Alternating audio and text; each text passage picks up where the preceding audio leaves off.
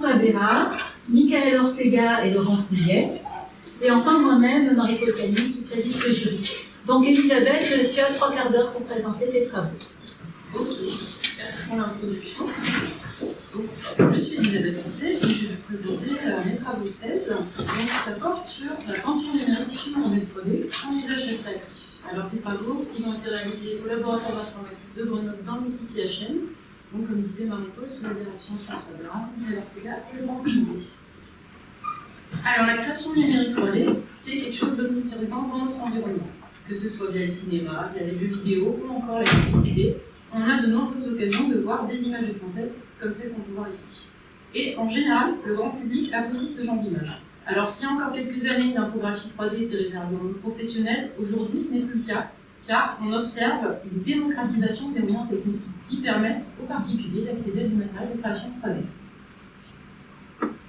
Du coup, l'infographie 3D comme hobby artistique pour le grand public, ça vient à portée de main. Pourtant, la diffusion de ce hobby auprès du grand public est relativement limitée. Alors pourquoi? Tout simplement parce que l'interaction 3D, ça reste actuellement peu adapté à un usage de type récréatif. C'est-à-dire, quand on parle d'usage récréatif, c'est un usage tel que la phase d'apprentissage ne va pas être trop lourde pour l'utilisateur, de manière à ne pas le décourager. Alors pourquoi c'est difficile l'interaction 3D? Pour vous aider à comprendre ce problème, on va prendre un exemple assez basique, celui d'un Rubik's Cube. Quand on est dans le monde physique, le Rubik's Cube, c'est assez facile à manipuler. Déjà, on peut le toucher, on peut l'observer sous tous les angles, on peut utiliser notre dextérité pour le tourner, faire tourner les faces les unes par rapport aux autres. Par contre, quand on se place dans le monde numérique, c'est plus compliqué. Comment on fait pour manipuler un Rubik's Cube virtuel quand on est coincé derrière l'ordinateur?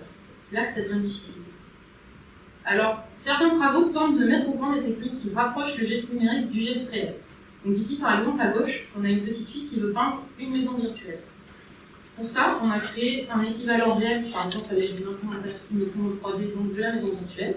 Et en fait, la petite fille, elle a un pinceau numérique qui est un peu en rose, là, on voit la dame avec la boule. Elle va peindre sur la maison réelle et on a un projecteur qui va projeter la peinture virtuelle sur cette maison réelle. On a une autre possibilité à droite, on a un personnage un participant qui tient un pinceau dans le vide en fait. Donc il va faire des mouvements dans le vide avec son pinceau, et on a un projecteur qui va afficher la peinture virtuelle sur le mur. Alors ça, c'est des approches qui sont intéressantes, mais ça nécessite un matériel qui est quand même assez conséquent et qui n'est pas accessible au grand public. Du coup, moi, dans la suite de cette présentation, je vais essentiellement me placer dans un contexte de bureau standard. Je vais uniquement considérer des interactions 3D qui soient réalisables à l'aide de périphériques qu'on peut trouver dans le commerce, qui sont accessibles au grand public. Parce que le but, en fait, ça va être d'avoir des résultats qui soient utilisables tout de suite, de manière immédiate. Alors l'interaction 3D, ça sert à plein de choses différentes. Ça sert par exemple à faire de l'infographie 3D, des images de synthèse, ça sert pour les jeux vidéo, ça sert pour la visualisation architecturale, etc.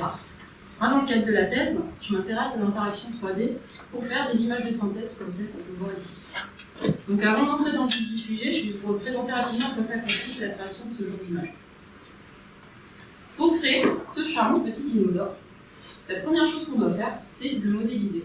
Alors modéliser, ça veut dire quoi? Ça veut dire qu'on va créer une sorte de maillage, c'est une silhouette en fil de fer, c'est ce qu'on voit ici, qui a la forme en fait du dinosaure. Une fois que ça c'est fait, on va peindre sur le maillage, donc on va dessiner la peau, les écailles, etc.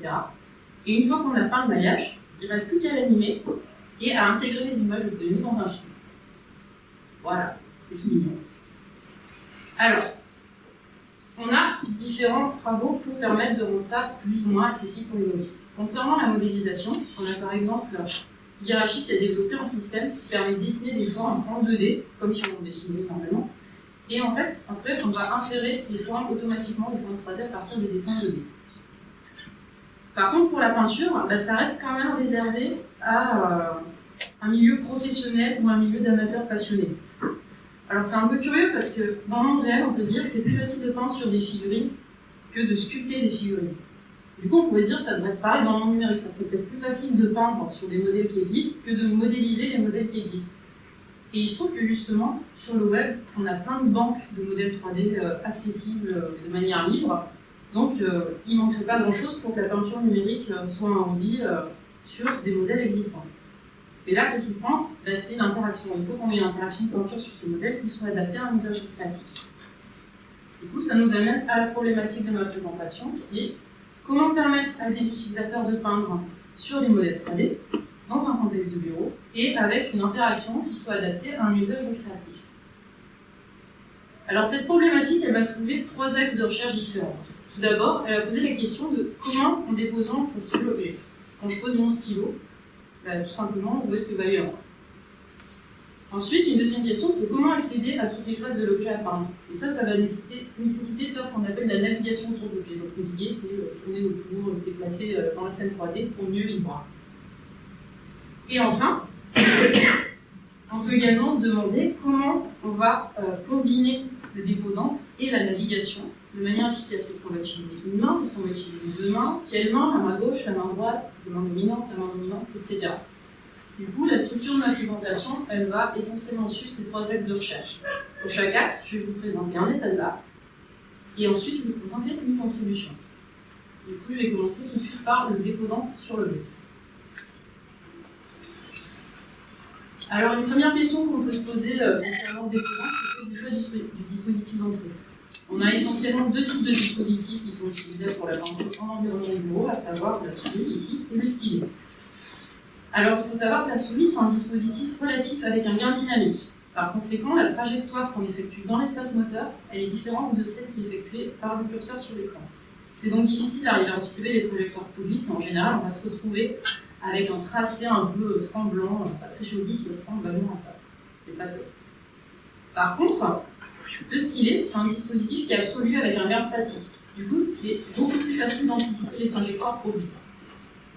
Ça permet aussi de gérer la quantité d'encre, parce qu'on a des informations de pression et d'inclinaison, ce qui permet d'avoir un petit peu cet effet de transparence, d'épaisseurs différentes. Ça donne un rendu artistique qui est plus sympathique. Et enfin, on a également Balakrishnan et Mackenzie qui ont montré que les doigts de la main ont une meilleure bande passante que le poignet. Donc en fait, ça va permettre d'avoir une meilleure vitesse et une meilleure précision de tracé si on utilise les doigts plutôt que le poignet avec une souris. Donc en fait, si on prend tous ces arguments, ça explique assez naturellement qu'on peut faire utiliser le stylet plutôt que la souris pour l'interaction déposante. Ensuite, une deuxième question qu'on peut se poser, ça concerne le choix de la technique de déposant. En fait, il existe différentes approches pour peindre sur un modèle 3D dans un environnement de bureau, en toujours. La première que je vais vous présenter, c'est la peinture par projection, qui consiste à peindre directement en 3D. Donc si on prend l'exemple du Rubik's Cube, on suppose qu'il est affiché de face comme ça sur l'écran, et on va appliquer de la peinture au niveau du curseur. Alors ce qu'on va faire, c'est imaginer l'écran comme une projection du cube virtuel, et on a juste en fait à projeter la position du curseur sur le cube virtuel, et c'est à ce moment-là qu'on va faire la tâche de peinture. Alors c'est une approche qui représente l'avantage d'être relativement intuitive. Par contre, elle nécessite de naviguer en 3D autour de l'objet pour accéder à toutes ses faces. Et comme on va le voir plus tard, la navigation 3D, c'est pas une interaction simple et ça peut poser problème dans le cadre de l'usage créatif, c'est uniquement le contexte. Ensuite, donc, on a une deuxième approche qui consiste à peindre sur une surface en 2D. Et ça, c'est la technique qui est majoritairement utilisée actuellement dans tout ce qui est logiciel professionnel. Alors en quoi ça consiste ? D'abord, on va déplier le modèle 3D et l'aplatir, un peu comme un patron en couture ou quand on fait un étude et qu'on déplie les faces, donc on prend la tête, on le découpe et on l'aplatit. Et une fois qu'on a fait ça, les dents peintent par-dessus. Donc l'avantage, c'est qu'on est ramené une tâche standard de peinture 2D, où on navigue en 2D dans la feuille, donc c'est assez sympa. Par contre, comme on peut voir, on se retrouve à peindre sur une surface qui est complètement déformée. Alors, c'est pas forcément évident de faire la reconstruction mentalement pour savoir où peindre le nez, la bouche, les oreilles. C'est un peu limitatif pour un usage récréatif, on va dire. On a donc, pour résumer, 2 approches différentes de peindre sur le modèle 3D. Soit on déplie le modèle et on peint en 2D, mais c'est beaucoup limitivement, soit on peint en 3D par projection. Donc moi, j'ai décidé de me concentrer sur cette approche-là, car elle me paraît plus adaptée à un usage récréatif, sachant que dans ce cas, il faut aussi considérer les techniques de navigation adaptées, dont je parlerai plus tard dans la deuxième partie. Alors évidemment, ces 2 choix qu'on vient de faire, à savoir peinture par projection et utilisation du stylet, c'est des choix qui sont relativement faciles dans le sens où les arguments ne nous laissent pas énormément d'autres possibilités. Par contre, on a un choix qui est plus délicat, c'est celui du type d'interaction avec le stylet. Parce qu'on a 2 formes différentes d'interaction. Donc ici à gauche, on a une interaction qui s'appelle direct, où on voit que l'utilisateur dessine directement sur l'écran. À droite, c'est une interaction qui s'appelle indirecte. On voit que l'utilisateur a dessiné sur une surface d'acquisition qui est dédiée et qui est distincte de l'écran. Alors chacune de ces 2 interactions a des avantages et des inconvénients. L'interaction directe, elle présente l'avantage de ressembler au dessin au crayon sur papier, Du coup, c'est relativement facile à appréhender. Par contre, elle pose des problèmes de parallaxe qui sont dus à l'épaisseur de l'écran, et également d'occultation, parce que dans le cas, je suis partie la feuille avec sa main. En plus de ça, c'est pas vraiment confortable, parce que ça nécessite soit de lever les bras, vous dessiner comme ça, soit de baisser la tête, comme montré, et l'affichage sont confondus. Donc bon, ça induit une certaine fatigue physique, on va dire. A l'inverse, l'interaction en direct, elle est confortable, car elle permet de garder les bras au repos sur la table et le regard en face sur l'écran. Elle permet aussi de réduire la fatigue musculaire en contrôlant bien, et elle évite également les problèmes de parallaxe et d'occultation puisqu'on est pas sur lui. Par contre, elle implique une transformation entre les espaces ouverts et visuels, c'est pareil. Et en général, cet effet-là, il est perçu assez négativement par l'utilisateur. Et cette transformation, elle est beaucoup plus complexe que lire contre l'affichage et rarement égale à l'identité. Donc comme on peut le voir ici, on a vraiment plein de formats différents d'écran sur le marché, et c'est également le cas pour les formats des tablets graphiques. Du coup, le rapport entre les liens horizontaux et verticaux, il est vraiment variable selon les dispositifs qu'on va utiliser. Alors, comme on peut le voir là à gauche, dans ce que je vous ai mis, on trouve dans la littérature des études qui conservent l'effet de cette transformation entre espace visuel et moteur, mais c'est sur les tâches de pointage indirect. Le problème, c'est qu'on ne peut pas appliquer ça directement au dessin. Pourquoi ? En fait, quand on est dans une tâche de pointage, si on part dans une mauvaise direction, on peut corriger et on peut atteindre l'objectif qui est la cible. On a donc essentiellement besoin de connaître la position à chaque instant. Par contre, si on est dans le cas du dessin et qu'on part dans la mauvaise direction, là, on rate son trait. Du coup, on n'atteint pas l'objectif qui est de faire un joli trait. Donc, pour éviter de partir dans la mauvaise direction, l'idée c'est qu'on a besoin bien sûr de connaître sa position, mais on a également besoin de connaître les directions du mouvement à chaque instant. Et en interaction directe, la position et la direction sont fournies par la corrélation entre le retour visuel qu'on a sur l'écran et les sensations proprioceptives de la main qui tient le stylet. Par contre, quand on est en interaction indirecte, seule la position est fournie par le retour visuel. Et la direction, elle va être inférée visuellement à partir des positions précédentes du curseur. On peut donc formuler l'hypothèse qu'une inférence inexacte conduira à une plus grande quantité d'ajustements et donc à une moins bonne qualité de la trajectoire. Alors pour valider cette hypothèse, on a décidé d'étudier de manière expérimentale une tâche élémentaire qui consiste juste à tracer une ligne droite, à main levée, selon une orientation imposée. L'objectif, c'est de détecter les éventuelles erreurs d'ajustement d'orientation au cours d'interaction. Et comme ça, de voir s'il y a une différence entre le direct et l'indirect. Alors dans un premier temps, pour mieux comprendre comment se coordonnent donc l'œil et la main dans une tâche de dessin, je me suis intéressée à ce qu'il y a en littérature de neurosciences sur le sujet. Et il se trouve que dans le cas d'une tâche de dessin libre, donc ça veut dire qu'on parle d'une tâche de dessin de tête, sans modèle et sans décalier, on voit émerger un comportement que je vous ai dessiné ici qui s'appelle le target locking. Donc, dans ce comportement, on voit que l'œil va précéder la main, fixer les positions de courbure maximum, et en fait, l'œil va aller à la position suivante parce que la main atteint la position courante.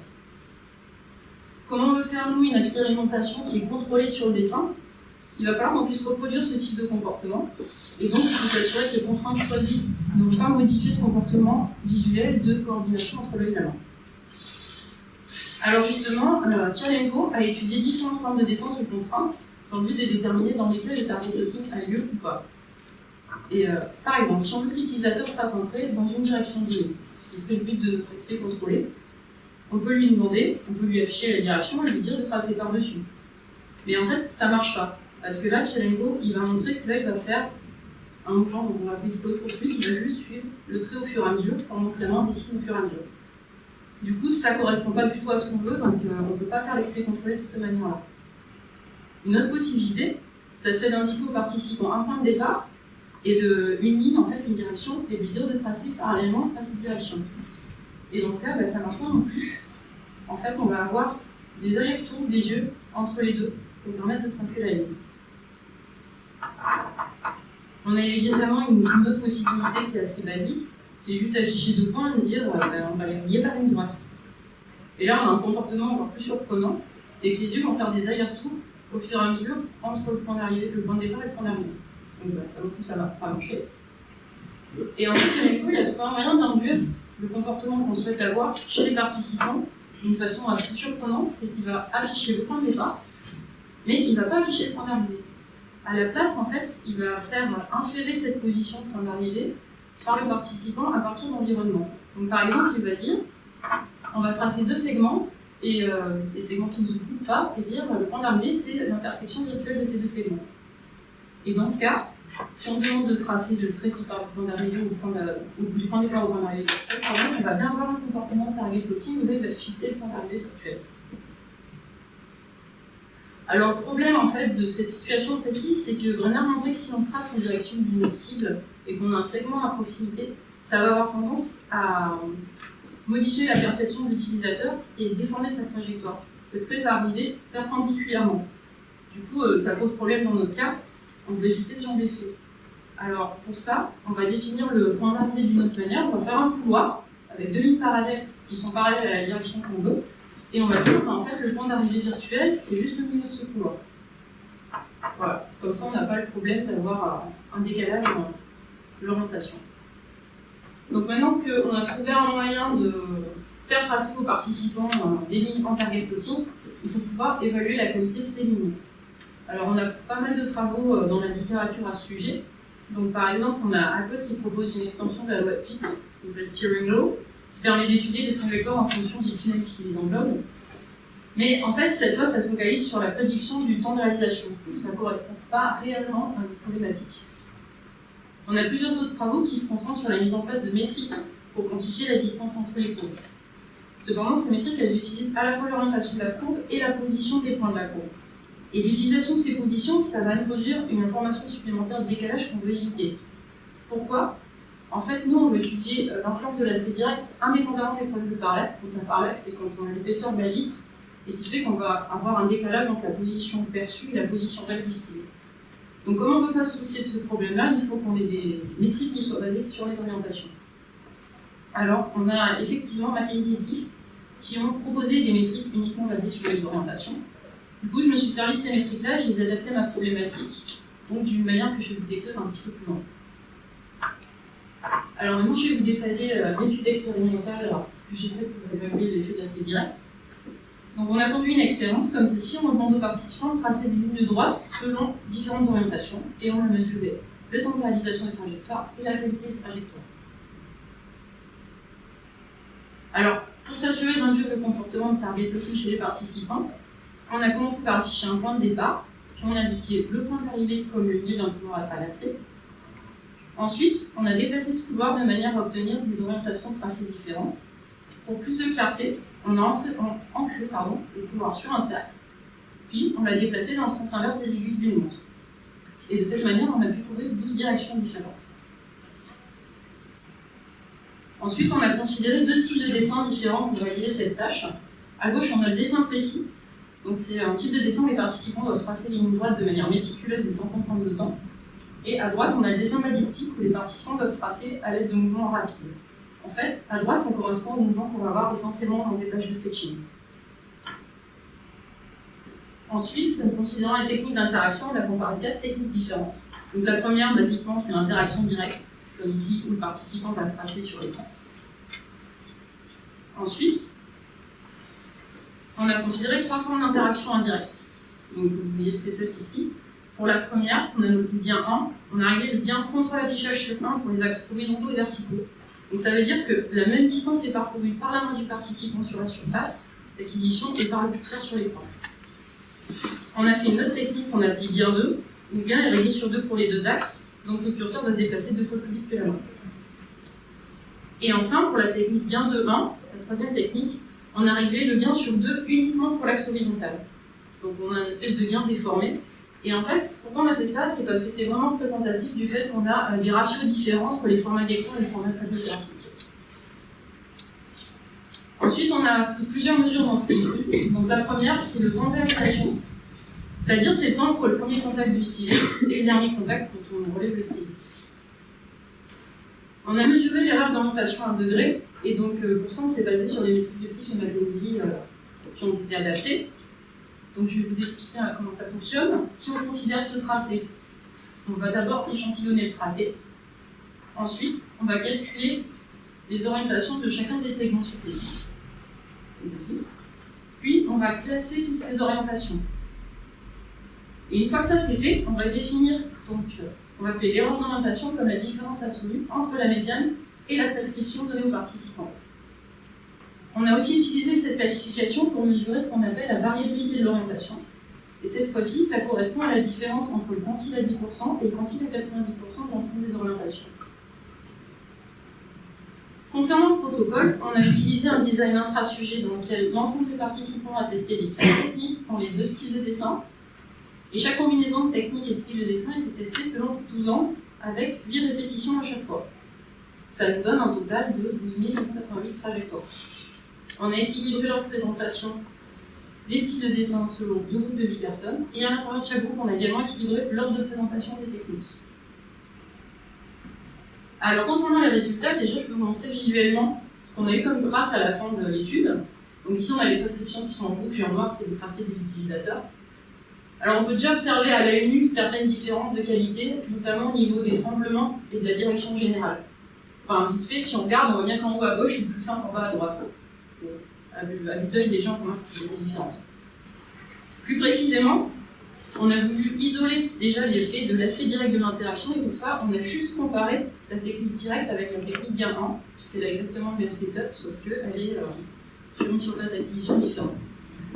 Alors, en style balistique, on n'a pas de différence significative au niveau du temps de réalisation. Par contre, en style précis, on peut voir que la technique directe est significativement moins variable que le... Pardon, plus rapide que le gain. Concernant l'ordre d'orientation, on a mesuré qu'en style balistique, l'interaction directe présente significativement moins d'erreurs que gain 1, et c'est également le cas en dessin précis. Et concernant la variabilité du tracé, on n'a pas de différence significative en style balistique. Par contre, pour le style précis, la technique directe est significativement moins variable que le gain 1. Ainsi, comme on peut voir dans ce tableau, l'interaction directe elle permet quand même un tracé qui est plus efficace et de meilleure qualité que l'interaction en direct. Ensuite, pour isoler l'effet du gain, on a juste comparé les techniques gain 1, gain 2 et gain 2, 1 entre elles, et on n'a pas trouvé de différence significative concernant donc, les points de réalisation, l'erreur d'orientation, et pour la variabilité, on n'a pas non plus trouvé de différence significative dans le cas balistique. Par contre, pour le geste précis, la technique gain 1 est moins variable que les autres techniques. On voit donc avec ce tableau que l'effet du gain est relativement limité, même si, dans un cas précis, il a tendance à dégrader la qualité du tracé. Alors, on a également demandé aux utilisateurs de noter les techniques dans un entretien post-expérimental. Donc ici, plus la note est élevée, plus la technique est appréciée. Et on peut voir que la technique directe est significativement plus appréciée que les techniques indirectes. Par contre, on n'a pas observé de différence significative entre gain 1 et gain 2, mais ces techniques sont elles-mêmes significativement mieux notées que gain 2, 1. Donc pour répondre à la question qu'on se posait en début de cette partie, cette première expérience, elle nous indique que les utilisateurs novices produisent des traits qui sont de meilleure qualité et de manière plus efficace en interaction directe. Du coup, de cette première partie, on peut donc tirer les recommandations suivantes en termes de dépôt d'encre, en usage récréatif et dans un contexte de bureau. D'une part, l'interaction stylée paraît plus appropriée que l'interaction à la souris. Ensuite, la peinture par projection semble être plus adaptée que la peinture par dépliage. Et enfin, l'interaction directe paraît donc plus appropriée que l'interaction directe, car on a montré qu'elle permet de produire des tracés de meilleure qualité. Alors maintenant qu'on a vu comment déposer l'encre sur un objet 3D dans le contexte, la question qui se pose c'est comment on dépose l'encre derrière l'objet sur les faces qu'on ne peut pas voir. Pour ça, on a besoin de naviguer en 3D autour de l'objet, ce qui nous amène à notre deuxième partie. Alors la navigation 3D, c'est un domaine qui est vraiment très étudié, ce qui montre bien d'ailleurs que c'est un problème difficile, comme je l'ai dit précédemment. Et on peut classer les techniques de navigation suivant 3 grandes familles selon le type d'objectif qu'on a. La première, c'est l'exploration. Ça regroupe toutes les techniques qui permettent d'acquérir des informations concernant un environnement inconnu. C'est un peu comme quand on explore une jungle finalement. La seconde, c'est la recherche. Ça correspond aux techniques qui permettent de localiser un élément dans l'environnement, puis de naviguer jusqu'à celui-ci. Enfin, la troisième famille, ça comprend les techniques qu'on appelle d'observation.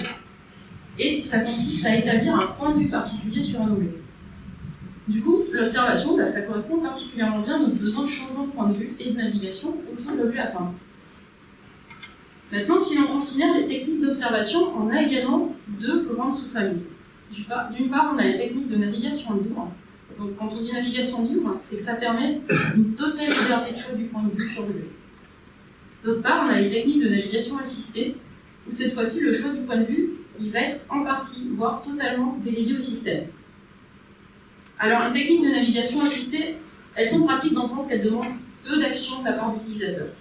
On pourrait donc penser qu'elles sont appropriées à un usage récréatif. Mais en fait, en peinture numérique, c'est spécial, on a souvent besoin d'observer l'objet depuis des points de vue complètement improbables, parce qu'on se dort un peu sur la table, voilà. Et du coup, les algos de navigation assistée, donc, ils ne sont pas assez puissants pour anticiper ce genre de point de vue. Du coup, la navigation assistée, elle est plutôt adaptée à l'observation et en tant que tâche principale, et pas vraiment en tant que tâche secondaire dans le cadre de la peinture. Donc nous, on va plutôt se concentrer sur les techniques de navigation libre. Alors la navigation libre, dans le cadre de l'observation, va suivre essentiellement une métaphore qu'on appelle rotate pan zoom, dans laquelle le rotate consiste à tourner autour de l'objet, donc comme on peut le voir ici à droite. Le pan, ça va consister à déplacer la caméra latéralement. Donc on va avoir l'impression que l'objet se déplace dans le plan de l'écran. Et enfin, le zoom, ça consiste à déplacer la caméra en profondeur de manière à s'approcher ou à s'éloigner de l'objet. Du coup, la navigation libre, ça combine ces trois interactions élémentaires de manière à placer la caméra selon le point de vue souhaité. Concernant la partie pan zoom de la navigation, on observe que globalement on a un consensus dans l'état de l'art, parce qu'en général, le pan, il est contrôlé à l'aide d'un geste de glisser en interaction tactile, un drag, ou à l'aide d'un bouton de la souris pendant qu'on déplace la souris. Pour le zoom, on utilise généralement la molette de la souris pour s'éloigner ou se rapprocher, ou alors en tactile, on va utiliser un pinch, donc un geste de pincée. Du coup, le pan et le zoom sont relativement standardisés et intuitifs. C'est des interactions qui ne posent pas de problème particulier en général aux utilisateurs. Par contre, on peut voir que la partie rotate de l'interaction est largement étudiée, et on trouve de nombreuses différences dans l'état de l'art pour différentes dispositifs d'entrée. En fait, la rotation 3D, c'est quelque chose qui est compliqué, particulièrement pour des utilisateurs novices et donc dans le cadre d'usage récréatif. Alors, pour vous faire sentir cette complexité, je vais vous donner un exemple simple. On va considérer la technique Two Axis Violator, dans laquelle, donc si on glisse le curseur sur l'objet comme ceci, l'objet va tourner perpendiculairement au mouvement, comme ceci. Et si on glisse le curseur autour de l'objet, ça va faire tourner l'objet comme ceci. Donc maintenant, si on veut amener ce cube, donc on voit qu'il y a un T qui est dessiné sur le côté, si on amène ce cube-là comme ceci, comment on fait? Eh bien, d'abord, on va déplacer le curseur vers la gauche pour mettre le T face à l'écran, et ensuite, on va déplacer le curseur autour du cube pour retourner le dé et le mettre à l'envers. Du coup, on ne peut pas faire le mouvement en un seul geste. Et c'est là que c'est compliqué, parce que plus on a besoin de gestes, plus c'est difficile, parce qu'il faut qu'on réfléchisse à l'avance, en fait, à l'enchaînement des différents mouvements qu'on doit faire. Du coup, l'idéal, ça serait de pouvoir tout faire en un seul geste. Ça nous amène donc à la problématique de cette deuxième partie, qui est comment faire n'importe quelle rotation en un seul geste. Alors j'ai voulu formaliser ça de manière un peu rigoureuse, et pour ça je me suis penchée sur différents critères de l'état de l'art qui concernent les rotations de la 3D en général. En particulier, je me suis intéressée aux critères d'intégralité de Jacob, qui s'appliquent à la manipulation 3D en général, et j'ai également considéré les critères d'ergonomie de Day qui concernent eux par contre uniquement les rotations. Alors je ne vais pas du tout vous les détailler, juste ce qu'il faut retenir, c'est que ces critères, ils étaient insuffisants pour décrire ma problématique. Du coup, j'ai introduit un nouveau critère que j'ai appelé surjection, et qui se formule en langage courant, donc comme ceci. On peut atteindre toute orientation finale depuis toute orientation courante via un seul geste. Alors mathématiquement, ce critère s'exprime à l'aide de la formule suivante. Donc pour tout état courant BC et pour tout état final souhaité BF, il existe une séquence d'événements de mouvement A telle que cette séquence conduit de BC à BF.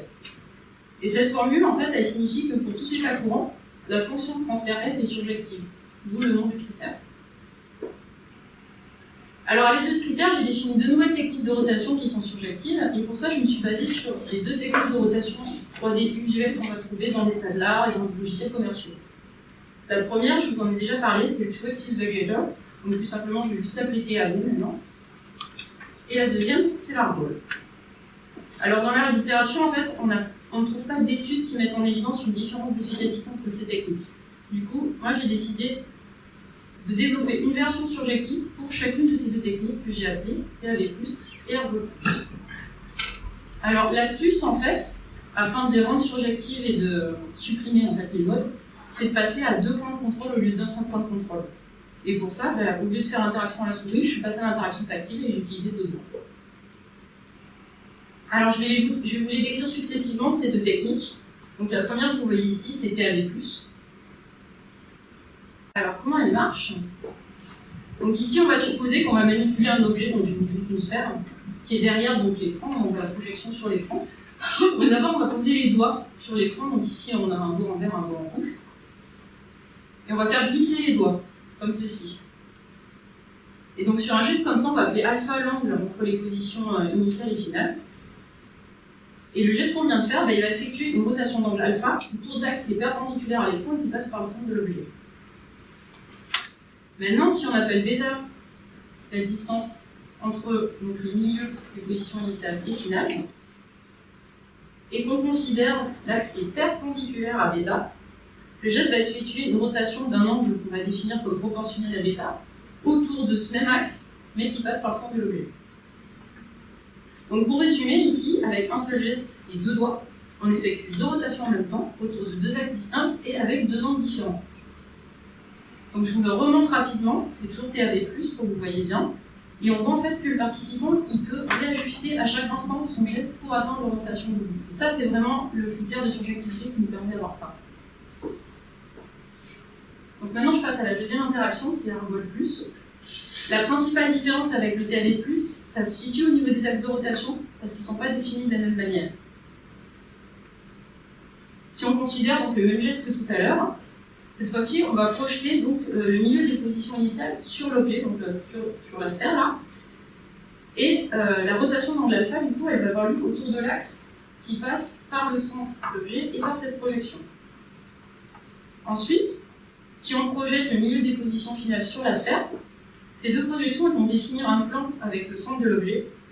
Et en fait, la rotation d'angle qui est proportionnelle à bêta va avoir lieu autour de l'axe qui est perpendiculaire à ce plan et qui passe par le centre de l'objet. Donc ici encore, en un seul geste des deux doigts, on effectue deux rotations en même temps, chacune autour de son axe et chacune avec son angle distinct. Donc voilà, ici je vous la remonte aussi. Elle peut être, donc, comme on voit, réajustée à chaque instant. Et alors ici, je vous affiche en noir la sphère sur laquelle on projette, parce que pour cette interaction, on a vraiment besoin de mettre une sphère autour de l'objet. Et en jaune, c'est l'axe autour duquel on tourne le deuxième axe, pour la rotation alpha. Donc maintenant que je vous ai expliqué les deux nouvelles techniques, je vais vous présenter l'étude expérimentale qui m'a permis de les évaluer. Alors on a conduit une expérience où on demande aux participants de placer un cube dans une orientation cible et on a mesuré le temps nécessaire pour placer le cube dans cette orientation. Alors on a défini visuellement la tolérance requise avec le trou qu'on a posé dans l'une des faces du cube. Et les participants devaient placer le cube de manière à ce que toutes les faces internes du trou soient visibles. Donc par exemple ici à droite ça ne marche pas, puisqu'il y en a une, celle de gauche on ne la voit pas. Et en plus de ça, il fallait équilibrer en fait un niveau qui est en rouge, si vous voyez bien, et il fallait qu'il soit bien dans les triangles blancs. Alors on a testé deux niveaux de tolérance, à savoir 2 et 20 degrés, et du coup on a adapté la géométrie du cube pour que ça corresponde bien à ces niveaux de tolérance. Concernant les techniques d'interaction qu'on a comparées, donc on a pris nos techniques surjectives et on les a comparées avec des versions modèles de l'Arbol et de TAV. On a noté Arbol 2 et TAV 2, c'est celles qui sont en bas.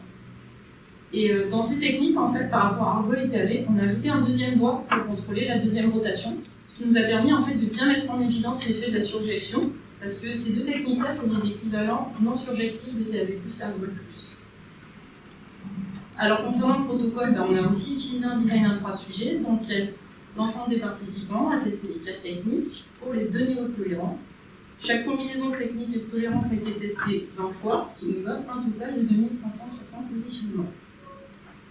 Ici aussi, on a équilibré l'ordre de présentation des tolérances selon 2 groupes de 10 personnes, et à l'intérieur de chaque groupe, on a également équilibré l'ordre de présentation des techniques. Alors voici les résultats. Donc on peut voir que pour les 2 niveaux de tolérance, les techniques surjectives sont significativement plus rapides que les techniques non surjectives. Concernant la précision réalisée, par contre, on n'a pas mesuré de différence significative, que ce soit pour la forte ou la faible tolérance.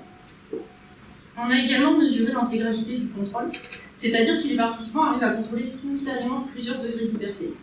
Alors pour ça, on a utilisé une métrique qui existe déjà, qui s'appelle MDS, c'est Vaille qui a fait cette métrique-là, et ça donne une valeur qui est proche de 0 quand le contrôle est intégral, et une valeur proche de 1 quand il n'est pas intégral. Alors on peut voir à droite que les participants ont pu effectuer un contrôle plus intégral avec des techniques surjectives qu'avec des techniques surjectives. On a également demandé aux utilisateurs de noter donc, aussi les techniques dans un entretien post-expérimental. Donc ceux-là, leur préférence en matière d'usage général, de précision et de vitesse. Donc là aussi, plus la note est élevée, plus la technique est appréciée.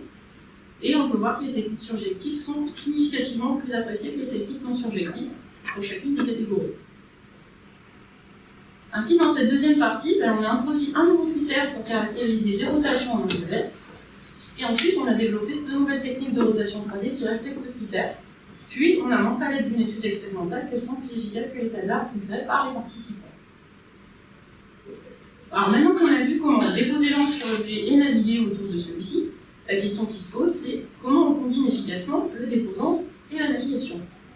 Ce qui nous amène à notre troisième partie.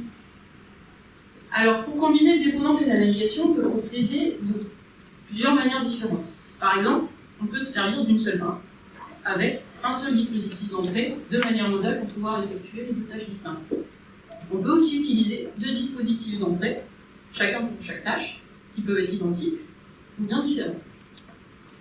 Une autre possibilité, c'est d'utiliser les deux mains. Donc ici, j'ai une main dominante en noir, la main dominante en gris. Je suis désolée pour les gauchers, mais on est plus de droitiers, donc on fait comme ça. Et dans ce cas-là, on peut utiliser un dispositif dans chaque main pour chaque tâche, qui sont identiques ou différents, là aussi. Mais on peut aussi utiliser un unique dispositif d'entrée qui détecte les deux mains. Alors, il y a beaucoup de possibilités, et si on essaie de formaliser ça, on a un tableau comme ceci, où j'ai indiqué, donc en rouge c'est le déposant, en vert c'est la navigation, et puis j'ai mis des petites icônes pour les types de dispositifs uniques, identiques et différents. Alors le problème qui se pose, c'est de savoir quelles sont les combinaisons intéressantes et pour quel type de dispositif. Donc pour répondre à cette question, ce qu'il faut faire en premier, c'est comprendre comment se coordonnent les mains pour effectuer une tâche commune. Là, il y a deux possibilités. Si les mains effectuent deux sous-tâches identiques, comme par exemple quand on applaudit, les mains font la même chose, là on va parler de répartition symétrique des tâches. Par contre, si les deux mains effectuent des sous-tâches différentes, comme quand on écrit, il y a une main qui tire la feuille et une main qui écrit, là on va parler de répartition asymétrique. Comme nous on cherche à combiner deux sous-tâches différentes, le déposant et la navigation, on va s'intéresser à la coordination dans le cadre d'une répartition asymétrique. Alors Gard propose un ensemble de 3 principes pour décrire ce type de coordination qui s'illustre assez bien sur la tâche d'écriture.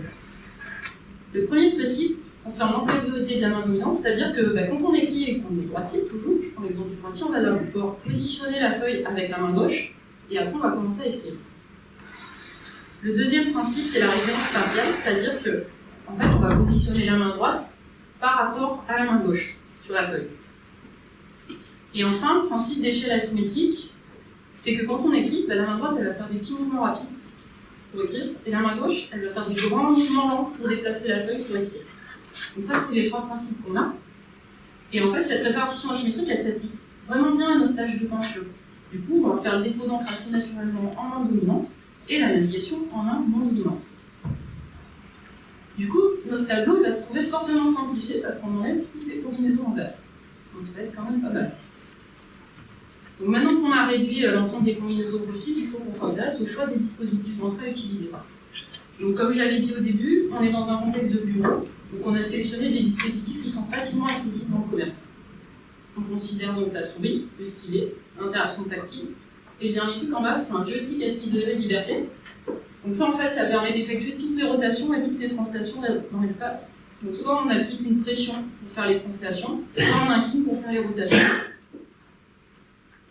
Alors si on revient à notre tableau, on voit que dans le cas d'un dispositif unique à une main, on va forcément utiliser le stylet, puisqu'on en a besoin pour le déposant. Donc là, on n'a pas le choix. Dans le cas de dispositifs identiques, on utilisera 2 stylets pour la même raison. Mais c'est un cas qui est peu intéressant parce que c'est coûteux de changer de stylet. On va poser le stylet, on va avoir un stylet pour la navigation, un stylet pour la peinture, donc autant avoir un seul stylet et des modes, ça ira plus vite. Donc on ne va pas considérer ce cas. Dans le cas où on a des dispositifs d'entrée différents, on aura donc toujours le stylet pour la peinture et pour la navigation, on a le choix entre le tactile, le joystick et la souris. Et alors là aussi c'est coûteux. Quand on a un stylet, si on veut l'attraper avec la même main le joystick et la même main la souris, c'est compliqué. Par contre pour le tactile c'est plus simple parce que quand on tient un stylo, on passe le stylo entre les doigts, on touche les pans, ça va très vite. Donc là c'est moins gênant, du coup on va garder que le tactile. Pour ce qui est d'interaction du manuel, là c'est toujours pareil, si on a un unique dispositif, c'est forcément le stylet puisqu'on en a besoin pour la peinture, mais bon, ça n'a pas trop de sens de tenir le stylet à 2 mains, donc on ne va pas prendre en compte ce cas non plus. Ensuite, si on veut utiliser deux dispositifs identiques, on aura stylet main droite, stylet main gauche. Et là, on a une étude de bande qui montre que c'est pas franchement efficace d'utiliser le stylet dans la main non dominante. Donc là aussi, on va oublier ce cas. Et enfin, pour les dispositifs différents, donc on a toujours le stylet en main dominante et les trois autres possibilités en main non dominante pour la navigation. Et le problème, c'est que la souris à la main non dominante, c'est pas forcément évident. Du coup, on va aussi enlever ce cas-là. Du coup, on se retrouve en fait avec 4 techniques d'interaction à évaluer. Le stylet tout seul, le stylet combiné au tactile en mini-manuel, le stylet combiné au tactile en bimanuel et le stylet combiné au joystick en bimanuel. Alors pour évaluer ces techniques, on a considéré une tâche de peinture numérique où on affiche aux participants des zones en vert, donc comme vous voyez ici, qu'il doit peindre. Et quand il peint la zone, vous voyez que ça dépose de l'encre bleue, s'il déborde, ça dépose de l'encre rouge. Et il peut gommer évidemment l'encre qui déborde. Alors il y a un taux d'erreur qui s'affiche, alors on ne voit pas très bien ici en haut à droite, qui consiste à calculer le nombre de pixels restant à peindre, en plus le nombre de pixels de débordement, normalisé par le nombre total de pixels à peindre. Et le but c'est de faire passer ce taux en dessous de 5%. Une fois qu'il a atteint ce taux, ça valide automatiquement, ça passe à la zone suivante. Alors on a proposé aux participants des zones de difficulté différentes. Pourquoi? Parce que ici par exemple, alors pour ça, ça se fait sur le même modèle, vous avez vu sur un Mickey Mouse un petit peu sympa. Donc là, le vent du Mickey Mouse, c'est assez facile parce que c'est tout rond, tout blanc, voilà, on peint bien facilement dessus. Par contre, la main, c'est plus compliqué parce qu'il faut tourner dans tous les sens pour pouvoir voir les doigts. Du coup, on a fait une étude pilote pour essayer de déterminer des zones de différentes difficultés et pour ça, on a considéré en fait la vitesse de remplissage des zones comme un indice de difficulté de la tâche. C'est-à-dire que plus on remplit vite, plus c'est facile. Et à l'issue de cette étude pilote, on a sélectionné 4 zones différentes de difficulté croissante, donc vous voyez l'oreille, l'intérieur de l'autre oreille et le sourcil. Alors concernant les techniques que l'on a comparées pendant l'expérience, c'est les 4 dont on a parlé précédemment. Alors j'ai appelé stylet, donc l'interaction bimanuelle stylet, T1N, l'interaction bimanuelle tactile, unimanuelle, pardon, 1N, unimanuelle tactile stylet, T2N, interaction bimanuelle tactile stylet, et 6DOF, interaction bimanuelle joystick stylet.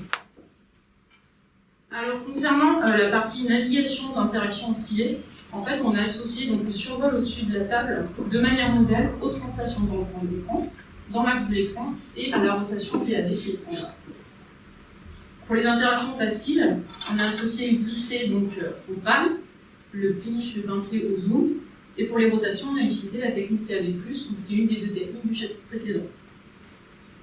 Enfin, pour le joystick, on a utilisé une métaphore de type standing hand, c'est-à-dire que ça agit comme si on tenait l'objet dans la main. Quand on va pousser le joystick à gauche, en fait, l'objet va se déplacer à gauche sur l'écran. Concernant la partie décodant l'interaction, on va avoir la même pour les 4, et c'est juste que on va poser l'encre avec la mine du stylet en projection directe et on va gommer avec la gomme qui est de l'autre côté du stylet. Concernant le protocole, on a utilisé un design intra-sujet dans lequel là aussi l'ensemble des participants a testé les 4 techniques pour les 4 zones et chaque combinaison a été testée 3 fois, ce qui nous donne un total de 768 zones peintes. Là aussi, on a équilibré l'ordre de présentation de tolérance selon 4 groupes de 4 personnes. Alors on a pris beaucoup de mesures dans cette expérience, je ne vais pas toutes les citer, mais en gros on a pris 3 types différents de mesures. D'une part, on a mesuré tout ce qui est temps de réalisation, ainsi que les décompositions de temps de réalisation, pardon. On a mesuré la vitesse de remplissage et on a mesuré les nombres de traits, que ce soit en ancrage, gommage, etc. Donc forcément, alors on a beaucoup de résultats. Je vais uniquement vous présenter les plus pertinents. Alors concernant la partie décodante de l'interaction, dans un premier temps, il se trouve qu'on n'a pas pu mettre en évidence de différences significatives entre les temps d'utilisation du stylet selon les techniques d'interaction. Mais par contre, on a constaté que les participants ont eu besoin de moins de coups de stylet pour peindre les zones avec les interactions de navigation tactile que pour les autres. Les tracés sont donc plus longs et on pourra en déduire que les interactions de navigation tactile sont plus confortables. Alors il se trouve que c'est confirmé par les notations qui ont été données par les participants qui sont meilleures pour les interactions à navigation tactile que pour les autres. Qualitativement, on a eu aussi des retours où les participants ont indiqué qu'il était plus facile d'atteindre les orientations souhaitées avec les interactions de navigation tactile. Et du coup, en fait, ils trouvaient l'interaction peinture plus confortable parce qu'ils avaient les bonnes orientations. Concernant maintenant uniquement la partie navigation, on peut voir de manière assez attendue que les interactions bimanuelles ont un temps d'inaction du fait que les techniques sont manuelles. Par contre, on constate qu'il y a vraiment très peu de parallélisme. Donc là, si on prend l'échelle à gauche, on voit des temps autour de 5 secondes, sachant que la tâche globale dure 150 secondes. Donc ça reste assez négligeable. Du coup, l'effet de l'interaction bimanuelle il est essentiellement dû à l'absence de changement de mode, pas au parallélisme. Concernant l'influence de la difficulté de la tâche, alors on n'a pas pu observer d'interaction entre donc, les effets de la technique d'interaction et les effets de la difficulté de la tâche. Ça nous permet de penser que les résultats précédents sont valables quelle que soit la difficulté qu'on prend en compte pour les tâches de peinture. Maintenant, si on passe d'un point de vue plus global, on constate que les techniques à navigation tactile sont plus efficaces et préférées par les participants que les autres techniques, et en particulier, la technique bimanuelle est plus efficace et préférée par les participants que la technique bimanuelle. Concernant les techniques dont la navigation est au joystick ou au stylet, on n'a pas de différence significative en termes de performance générale. Par contre, on voit que le temps de navigation au joystick est plus élevé que celui au stylet, donc c'est curieux, mais en fait c'est compensé au niveau du temps d'inaction parce que le stylet a beaucoup plus de temps d'inaction que le joystick. Ainsi, cette troisième partie nous permet de penser que la combinaison de l'interaction tactile pour la navigation et l'interaction stylée pour le décodant est adaptée à un usage récréatif. Et on a également montré qu'une répartition bimanuelle de cette interaction avec navigation en main dominante et décodant en main dominante est plus efficace et préférée par les participants qu'une répartition bimanuelle modale. Donc cette présentation touche à sa fin, je vais maintenant passer à la conclusion. Alors on a étudié 3 axes distincts pour répondre aux problèmes de peinture numérique sur modèle 3D par des utilisateurs novices et en usage récréatif, à savoir donc le décodant, la navigation et la combinaison des deux. Concernant le décodant, après avoir considéré l'usage du stylet pour de la peinture par projection, on a montré que l'interaction directe est plus appropriée que l'interaction directe dans d'autres contextes. Concernant la navigation, on a développé un critère au cas où prévisible des rotations 3D en passage est. Puis, on a développé deux techniques de rotation 3D qui respectent ce critère. Et ensuite, on a montré que ces techniques sont plus efficaces que celles de l'état de l'art et préférées par les participants. Enfin, on a mis en évidence que la combinaison d'interaction tactile pour la navigation et d'interaction stylée pour le décodant est adaptée à un usage créatif. Puis, on a montré qu'une répartition bimanuelle de l'interaction avec navigation en main dominante et décodant en main dominante est plus efficace et préférée par les participants qu'une répartition bimanuelle modale. Alors, il faut garder à l'esprit que ces résultats concernent uniquement le comportement d'utilisateurs novices, dans le cadre donc, créatif.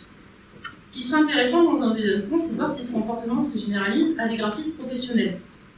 Par exemple, on pourrait voir que l'entraînement quotidien des graphistes professionnels permet d'outrepasser les difficultés d'interaction indirecte, de manière à ce qu'ils profitent en fait du confort, par exemple, de l'interaction directe.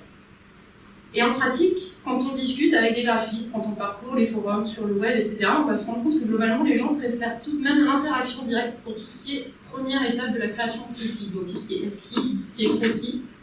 Et dans ce cas-là, soit ils vont utiliser des écrans directs, soit ils vont dessiner crayon papier, tout simplement, et scanner, et après reprendre avec de l'interaction directe pour que ce soit plus confortable. Du coup, une autre piste de recherche possible, ça serait de tenter de conserver le meilleur des deux mondes. Donc pour ça, on pourrait par exemple considérer des algorithmes de prédiction de trajectoire de manière en fait à améliorer la partie inférence de la direction en interaction directe. Donc pour finir, ces différents travaux ont été présentés dans deux conférences, donc ils ont fait l'objet de publications, une à ELIA et une à IHM, et la troisième partie n'a pas encore été publiée. Voilà, je vous remercie pour votre attention, je suis à votre disposition pour les questions. On va passer à la partie questions, commençons par les rapporteurs. Donc je donne la parole d'abord à M. Chapitani. Merci Madame la Présidente. Je voudrais commencer par te féliciter pour la qualité de ton travail et puis la qualité de ta présentation, la bonne utilisation des supports, et puis je trouve ça bien construit. Concernant le manuscrit, j'ai trouvé qu'il était bien rédigé et j'ai apprécié la précision et la concision de la rédaction. Sur la partie d'état de l'art, j'ai apprécié la description des travaux antérieurs et puis aussi la mise en évidence des différentes problématiques qui sont ensuite abordées dans les chapitres suivants. J'ai apprécié l'aspect systématique du travail, la qualité des évaluations et puis les différentes analyses statistiques. Donc voilà, alors maintenant j'ai aussi un certain nombre de questions là. On va voir quelques précisions sur les différentes parties du travail. Alors sur la première partie, la comparaison directe-indirecte. Alors déjà, je ne m'étais pas posé la question du nombre de muscles, alors peut-être que c'est précisé, mais là, avec la présentation, je me posais la question suivante. Enfin, en interaction indirecte, est-ce que l'interaction indirecte, elle est absolue ou relative? Comme relatif à la souris. C'est-à-dire que si on place le stylet en haut à droite, c'est en haut à droite. C'est en haut à droite. C'est l'absolu indirect. Voilà. Et est-ce qu'il y avait du survol sur la tablette? En indirect? Oui. Ah oui, forcément, parce que sinon, donc c'est indispensable. Pour démarrer le... Oui, parce que sinon on n'aura aucune idée. Donc forcément, la tablette, on a toujours du survol. Et alors l'expérience est bien faite, alors c'est juste la fatigue en interaction directe. C'est-à-dire que l'interaction indirecte, via l'utilisation de gains, ça permet de diminuer les déplacements dans l'espace moteur. Bon, a priori, ça permet de diminuer la fatigue, donc il y a une diminution de la fatigue motrice. Après, il peut y avoir une fatigue, un problème d'occultation. En direct. Alors, quelle était la durée d'expérience? En général, est-ce que. Alors là, il n'y a pas eu de bloc pour mesurer cette fatigue, mais est-ce que.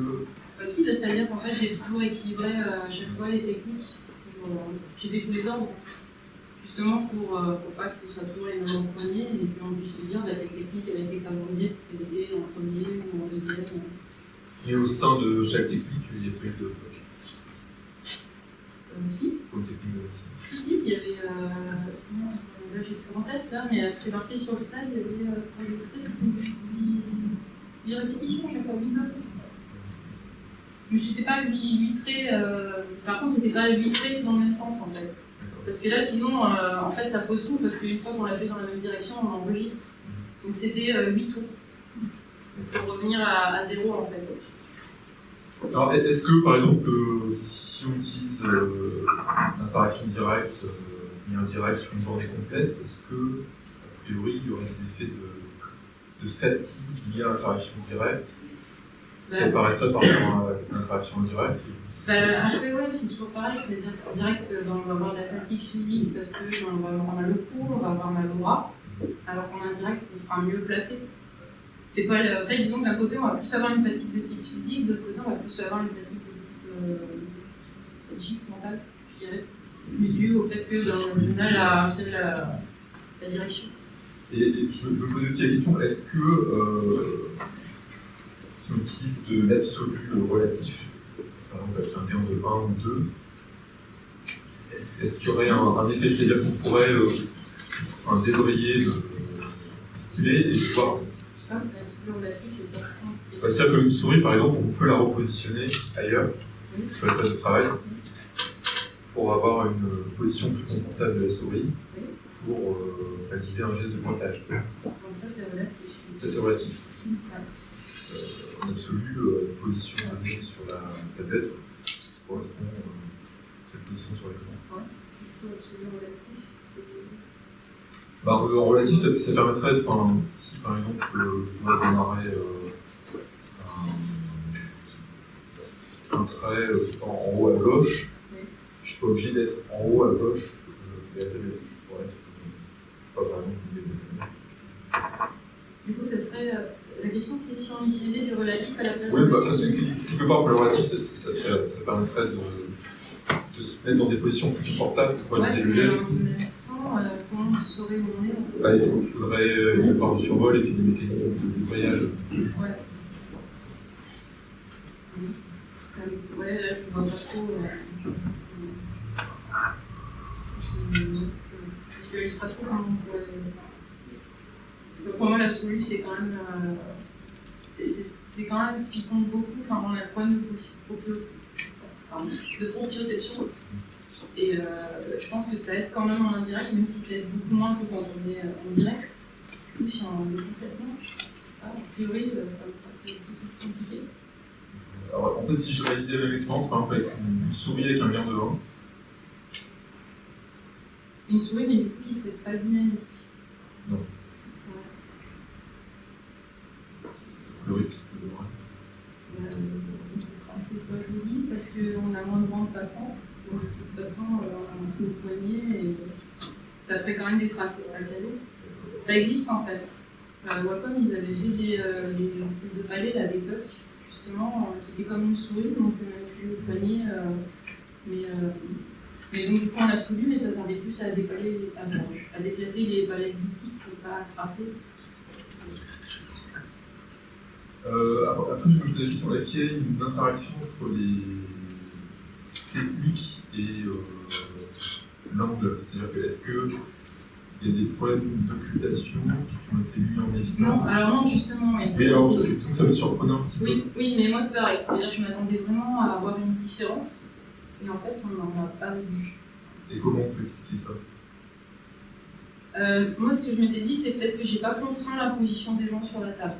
Les gens n'étaient pas fixés comme ça, ils pouvaient se tourner, quoi. Ils se traçaient, ils se mettaient, voilà, ils tournaient. Donc du coup, ils compensaient quelque part le fait que les angles parfois sont un peu bizarres. Après, c'est possible qu'il y ait des différences et qu'on n'ait pas encore pu les voir aussi, quoi. Donc en fait, tu faisais ça à performance équivalente et la qualité de geste pour par exemple le tracé dans la direction vers le bas, à droite. Oui, qui est un peu, quand on est droitier.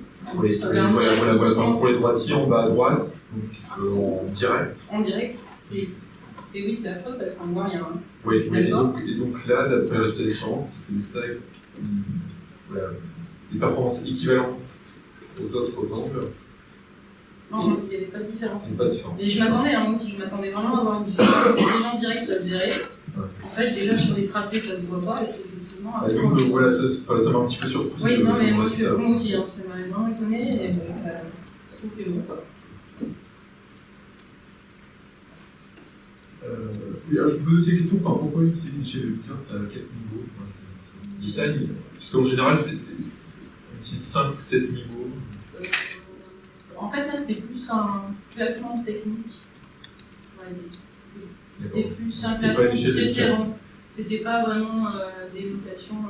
Mais sachant qu'il y avait quand même des gens qui pouvaient casser ex aequo. Après, moi j'ai choisi ça aussi parce que du coup j'ai fait vraiment passer des gens sur beaucoup du milieu. Et personnellement, les questionnaires un peu spécifiques sur les interactions, je n'apprécie pas trop. Je trouve qu'ils sont compliqués. Souvent, on ne sait pas quoi répondre. Et je me suis dit, vu que je vais faire passer plein de gens qui ne sont pas du tout du milieu, je préfère leur déplacer les techniques, au moins ils ne font pas les coups. Ils n'ont pas de 36 questions à se poser. Mais bon, c'est personnel.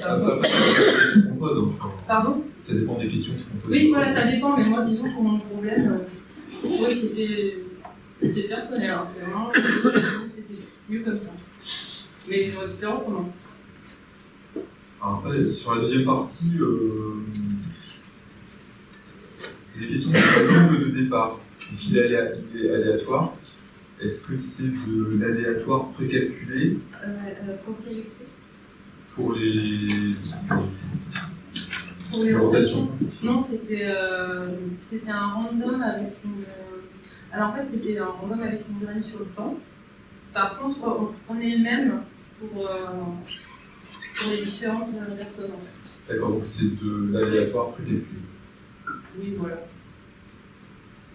Et parce que je vous disais, par rapport à l'amplitude de rotation, il peut y avoir des problèmes de débrayage. C'est-à-dire que pour réaliser la rotation, il va falloir s'y prendre plusieurs fois. Alors normalement, non. C'était le but. En fait, c'est justement l'intérêt d'avoir un lien aussi qu'on peut paramétrer. C'est que du coup, on peut dire, en fait, quand on traverse l'écran, soit on peut dire, je fais juste la moitié, soit je fais tout. C'est tout l'avantage en fait de ces techniques. Elles sont entièrement paramétrables. L'idée c'était qu'on peut faire tout le tour et juste en traverser. Oui, alors justement, ça m'amène à la question suivante. Est-ce que les gens utilisent effectivement tout l'écran? Et donc il y a le critère B4, des critères qui dit que c'est bien de laisser la possibilité aux gens de pouvoir paramétrer le gain. Par contre, j'ai pas vu comment les gens pouvaient paramétrer ce gain. Et est-ce qu'il y avait des recommandations sur le paramétrage du gain? Alors, est-ce qu'on pouvait le modifier en cours de route après avoir essayé? Comment ça se passe? Alors, en fait, oui, justement, l'idée de ce critère-là, c'est de dire qu'il faut que, parce qu'il y a des rotations qui ne sont pas paramétrables. À la base, leur bol, maintenant, on peut l'implémenter de manière à le paramétrer, mais à la base, l'implémentation de Chromex, c'était un truc qu'on ne pouvait pas paramétrer. Parce qu'il faisait un calcul optimisé, et du coup, c'est forcément 2 fois. Là, l'idée de ce critère, c'est de dire on peut choisir le gain. Et ces techniques-là, effectivement, on peut choisir le gain. Après, ce n'est pas l'utilisateur dans l'esprit qui va le choisir. Sinon, on l'a fixé dans l'esprit pour tout le monde est même. Mais l'idée, c'est que cette interaction-là, si on la met dans Blender, dans 3ds Max, ou n'importe quoi, l'utilisateur lambda, il pourra avoir un paramètre que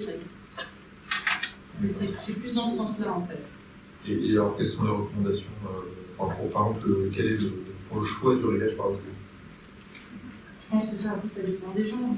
Moi, disons que l'idée, c'était d'avoir une technique surjective, donc de permettre de faire tout le tour. Donc j'ai réglé pour faire tout le tour. Mais après, il y a peut-être des gens qui préfèrent pas, qui préfèrent piocher. Disons qu'à l'avantage, c'est qu'on a le choix. D'accord. Alors, la question que je me posais, c'est est-ce que la surjection est compatible avec le débrayage? À partir du moment où on débraye, est-ce que la technique reste surjective ou pas? En fait, on peut avoir une technique surjective où on peut débrayer si on a envie. C'est-à-dire qu'on pourrait atteindre toutes les positions d'un geste, et puis si on n'a pas envie, on peut s'arrêter au milieu du geste. Parce que justement, dans la définition, il y a en un geste. Alors, oui. Est-ce que le geste peut comprendre du débrayage? L'idée à la base, c'est. Après, il y a pas mal de trucs. Pour moi, le débrayage, c'est juste par exemple, si on a la surface qui n'est pas assez grande, on arrive au bout, on recommence. Ça, pour moi, déjà, c'est moins gênant en termes de la surjection. Ce qui est gênant, c'est vraiment de faire 2 gestes différents. Parce qu'on ne peut pas faire. C'est vraiment, par exemple, je fais une rotation dans un cercle, puis après je tourne comme ça. D'accord. C'est plus ça qui est gênant que vraiment le clutching, c'est juste. Ça pourrait déjà plus.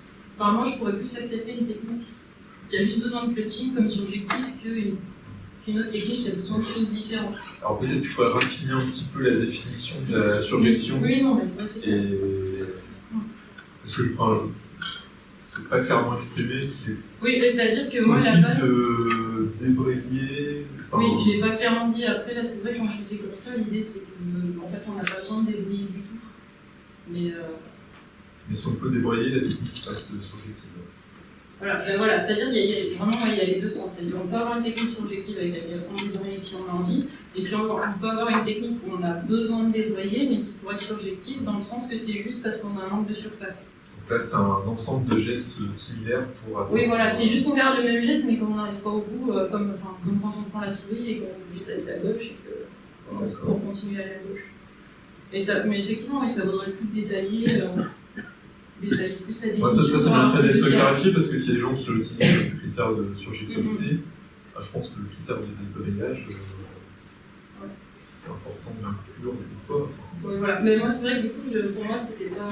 J'en ai pas parlé dedans, pour moi, c'était plus rigoureux, quoi. C'était vraiment sans débrayage, mais après, on peut l'inclure aussi. Un petit point technique, c'est sur la MDS. Ouais. En fait, la MDS est sensible à la fenêtre de temps qu'on considère pour voir si on utilise différentes degrés de liberté en même temps. Si par exemple j'ai une fenêtre de temps très très petite, j'ai beaucoup de chances de voir qu'il n'y a qu'un seul degré de liberté qui a été modifié. Si j'ai une fenêtre de temps qui est beaucoup plus large, en fait tous les degrés de liberté auront été modifiés en même temps. Alors comment as-tu fait pour régler cette fenêtre de temps de manière correcte, en fait, à partir il faut déterminer une fenêtre de temps où un changement qui fait sens pour l'utilisateur au niveau des différents degrés de liberté? Alors honnêtement, c'était il y a longtemps que je me souviens plus comment il est implémenté. Mais il ne précise pas dans le papier, parce que j'ai Ah non, parce qu'en fait j'ai utilisé avec un doctorant là, pour un travail et c'était un problème. C'était le principal problème, c'était voilà, quel pas de temps on utilise pour regarder si l'utilisateur était modifié. J'étais curieux de voir comment tu avais fait. Ouais, je regarde. En fait, j'avoue. Désolée. Moi j'ai deux dernières questions. C'est pour la transition novice expert. Enfin, est-ce que là les techniques sont pour les novices, est-ce qu'elles sont utilisables par les experts ou est-ce que, enfin, par rapport aux techniques utilisées par les experts, comment les novices vont pouvoir devenir experts? Moi, ma conviction, c'est que c'est vraiment utilisable pour les experts, mais ça reste un manque. Alors pour moi, l'idée, ça serait de faire plus ou moins les mêmes essais, mais avec des pros. Parce que je pense que ces rotations, enfin, je pense, j'ai des copains graphistes, quand je leur ai détesté ces rotations-là, ils m'ont dit, mais pourquoi c'est pas déjà dans 3ds Max? C'est le premier truc qu'on m'a dit, c'est super pratique. Déjà, rien qu'au niveau des rotations, je pense que ça vaut le coup. Après, c'est ce que je disais à la fin, pour ce qui est de la partie directe-indirecte, de toute façon, il y a quand même clairement un problème au niveau des pros, parce qu'on va avoir des pros qui utilisent de l'indirect pour diverses raisons, mais surtout parce que c'est confort. Mais voilà, en même temps, c'est quand même plus dur même pour eux, parce que dès qu'il faut faire du sketching, ils préfèrent faire sur papier ou faire avec la scientifique. Donc c'est quand même qu'ils ont eux aussi un souci à ce niveau-là. Donc c'est vrai que moi c'était essentiellement novice, mais je pense sincèrement que même des pros, ils ont ce même genre de problème. Je voulais savoir s'il y a eu des expérimentations au moins informelles avec des pros. C'est-à-dire moi, intéressant comme. Voilà, je dirais pas des expérimentations informelles, mais déjà de l'expérience, parce que je connais pas mal ce milieu-là, que je connais des gens qui bossent dans ce milieu-là, de leur en avoir parlé, de leur avoir montré. Ils sont assez d'accord, quoi. Mais bon, c'est vrai que c'est très informel. Hein. C'est pas du tout. C'est pas d'expert, rien. Et la question, est-ce que les techniques développées peuvent s'appliquer à d'autres tâches que la peinture 3D? Après, il y a les rotations, on va dire que n'importe quel type de navigation, ça peut être adapté, je pense même pour l'observation dans une tâche principale. Honnêtement. Et après, c'est interaction stylée. Il faudrait voir pour tout ce qui est modélisation, sculpture stylée en fait. C'est pareil, c'est un peu différent de la modélisation que le Donald modeling, qui ressemble tout ça, mais tout ce qui est sculpture stylisée gouache. Moi, du coup, j'ai pas étudié ce côté-là, mais c'est quand même, ça se ressemble beaucoup quelque part. Donc, il y a moyen que je peux l'utiliser aussi pour ce type de travail. Merci beaucoup pour la réponse aux questions. Merci. Je vais maintenant donner la parole à Pascal. Merci beaucoup. Donc je vais commencer aussi comme j'ai dit par la présentation globale. Après je poserai quelques questions en français que je vais pas déjà poser, puisqu'il y a plein de questions pertinentes. Donc moi aussi je veux dire que j'ai apprécié ce travail. Je trouve que c'est un travail qui est sérieux, qui est complet. On parle d'une vraie problématique. Vous avez une bonne connaissance du travail existant, et totalement de localité. Je trouvais qu'il y avait des idées d'expérimentation et puis des d'expérimentation en jeu de génie jusqu'à des stades qui permettent d'avoir de vrais résultats. Donc je trouvais que tout ça c'était vraiment intéressant et ça permettait de comprendre la problématique, que personnellement je pouvais aller très loin, et puis d'avoir l'impression d'avoir compris, notamment dans les contributions, que c'était vraiment utile. C'était une première chose, et puis moi aussi j'ai beaucoup apprécié donc, la lecture du document qui était facile, et je suis là aussi d'accord avec Géry sur la constitution, c'est pas comme tous les quand c'est fait, il faut le dire, donc merci bien sûr au cadre de s'en occuper aussi, j'imagine. Et puis j'ai beaucoup apprécié l'exposé, qui était très clair, qui était très dynamique, et qui donnait, j'ai envie de dire, un éclairage complémentaire sur le travail par rapport à ce que j'ai vécu. Alors j'ai quelques questions, mais mes questions en fait, c'est justement cette séparation entre novice et expert, et c'était l'avant-dernière question que je lis, que je suis reprendre dans une autre façon, c'est un peu ce continuum, cette façon de continuum entre les deux. Donc la première question déjà, c'est même si je crois avoir compris dans la dernière réponse, c'est est-ce que c'est un domaine que vous avez choisi parce que vous êtes vous-même graphiste ou vous-même amateur, ou est-ce que c'était juste un sujet sur lequel vous êtes Non, alors en fait, je suis graphiste amateur plus. Oui, voilà, j'adore ça. Oui. Et du coup, c'est des questions qui m'intéressaient énormément, surtout toute la partie direct indirect, parce que je l'ai et je m'étais, en fait, bien avant de faire la thèse, je m'étais beaucoup posé cette question, de savoir mais pourquoi est-ce que j'ai plus de mal à faire un profil quand je suis indirect, c'était vraiment flagrant, j'avais beaucoup plus de mal. Et du coup, ça s'est assez bien glissé dans le sujet, amené au sujet de la thèse, de manière un peu volontaire. Et du coup, j'étais super contente d'étudier ce problème et d'y réfléchir et de me dire, bah oui, ça pourrait être effectivement ce problème de référence. Du coup, voilà, on nous aussi plein de choses, la coordination humaine, des trucs que je ne connaissais pas du tout, mais qui paradoxalement, c'est curieux, c'est un truc dont tout le monde parle. C'est-à-dire que quand on va acheter une synthique, une Wacom, une chose, n'importe quoi, on dit toujours. Oui, alors il y a de la dissociation à humain avec une chose, du coup c'est plus difficile, tout ça, c'est un mot qu'on voit partout dans tout ce qui est commercial, marketing, sauf que personne ne définit jamais ce que c'est quoi. Je me disais, mais c'est pas possible, on parle de ça et personne ne dit ce que c'est, personne n'a étudié ce que c'est, et ça me paraissait assez fou. Ça m'a donné envie de réfléchir au sujet. La mission, ça porte sur la place du médiateur dans notre travail. On le voit bien dans les expérimentations qui ont été faites, dans les tests ici. Moi, ma question portait sur l'amont.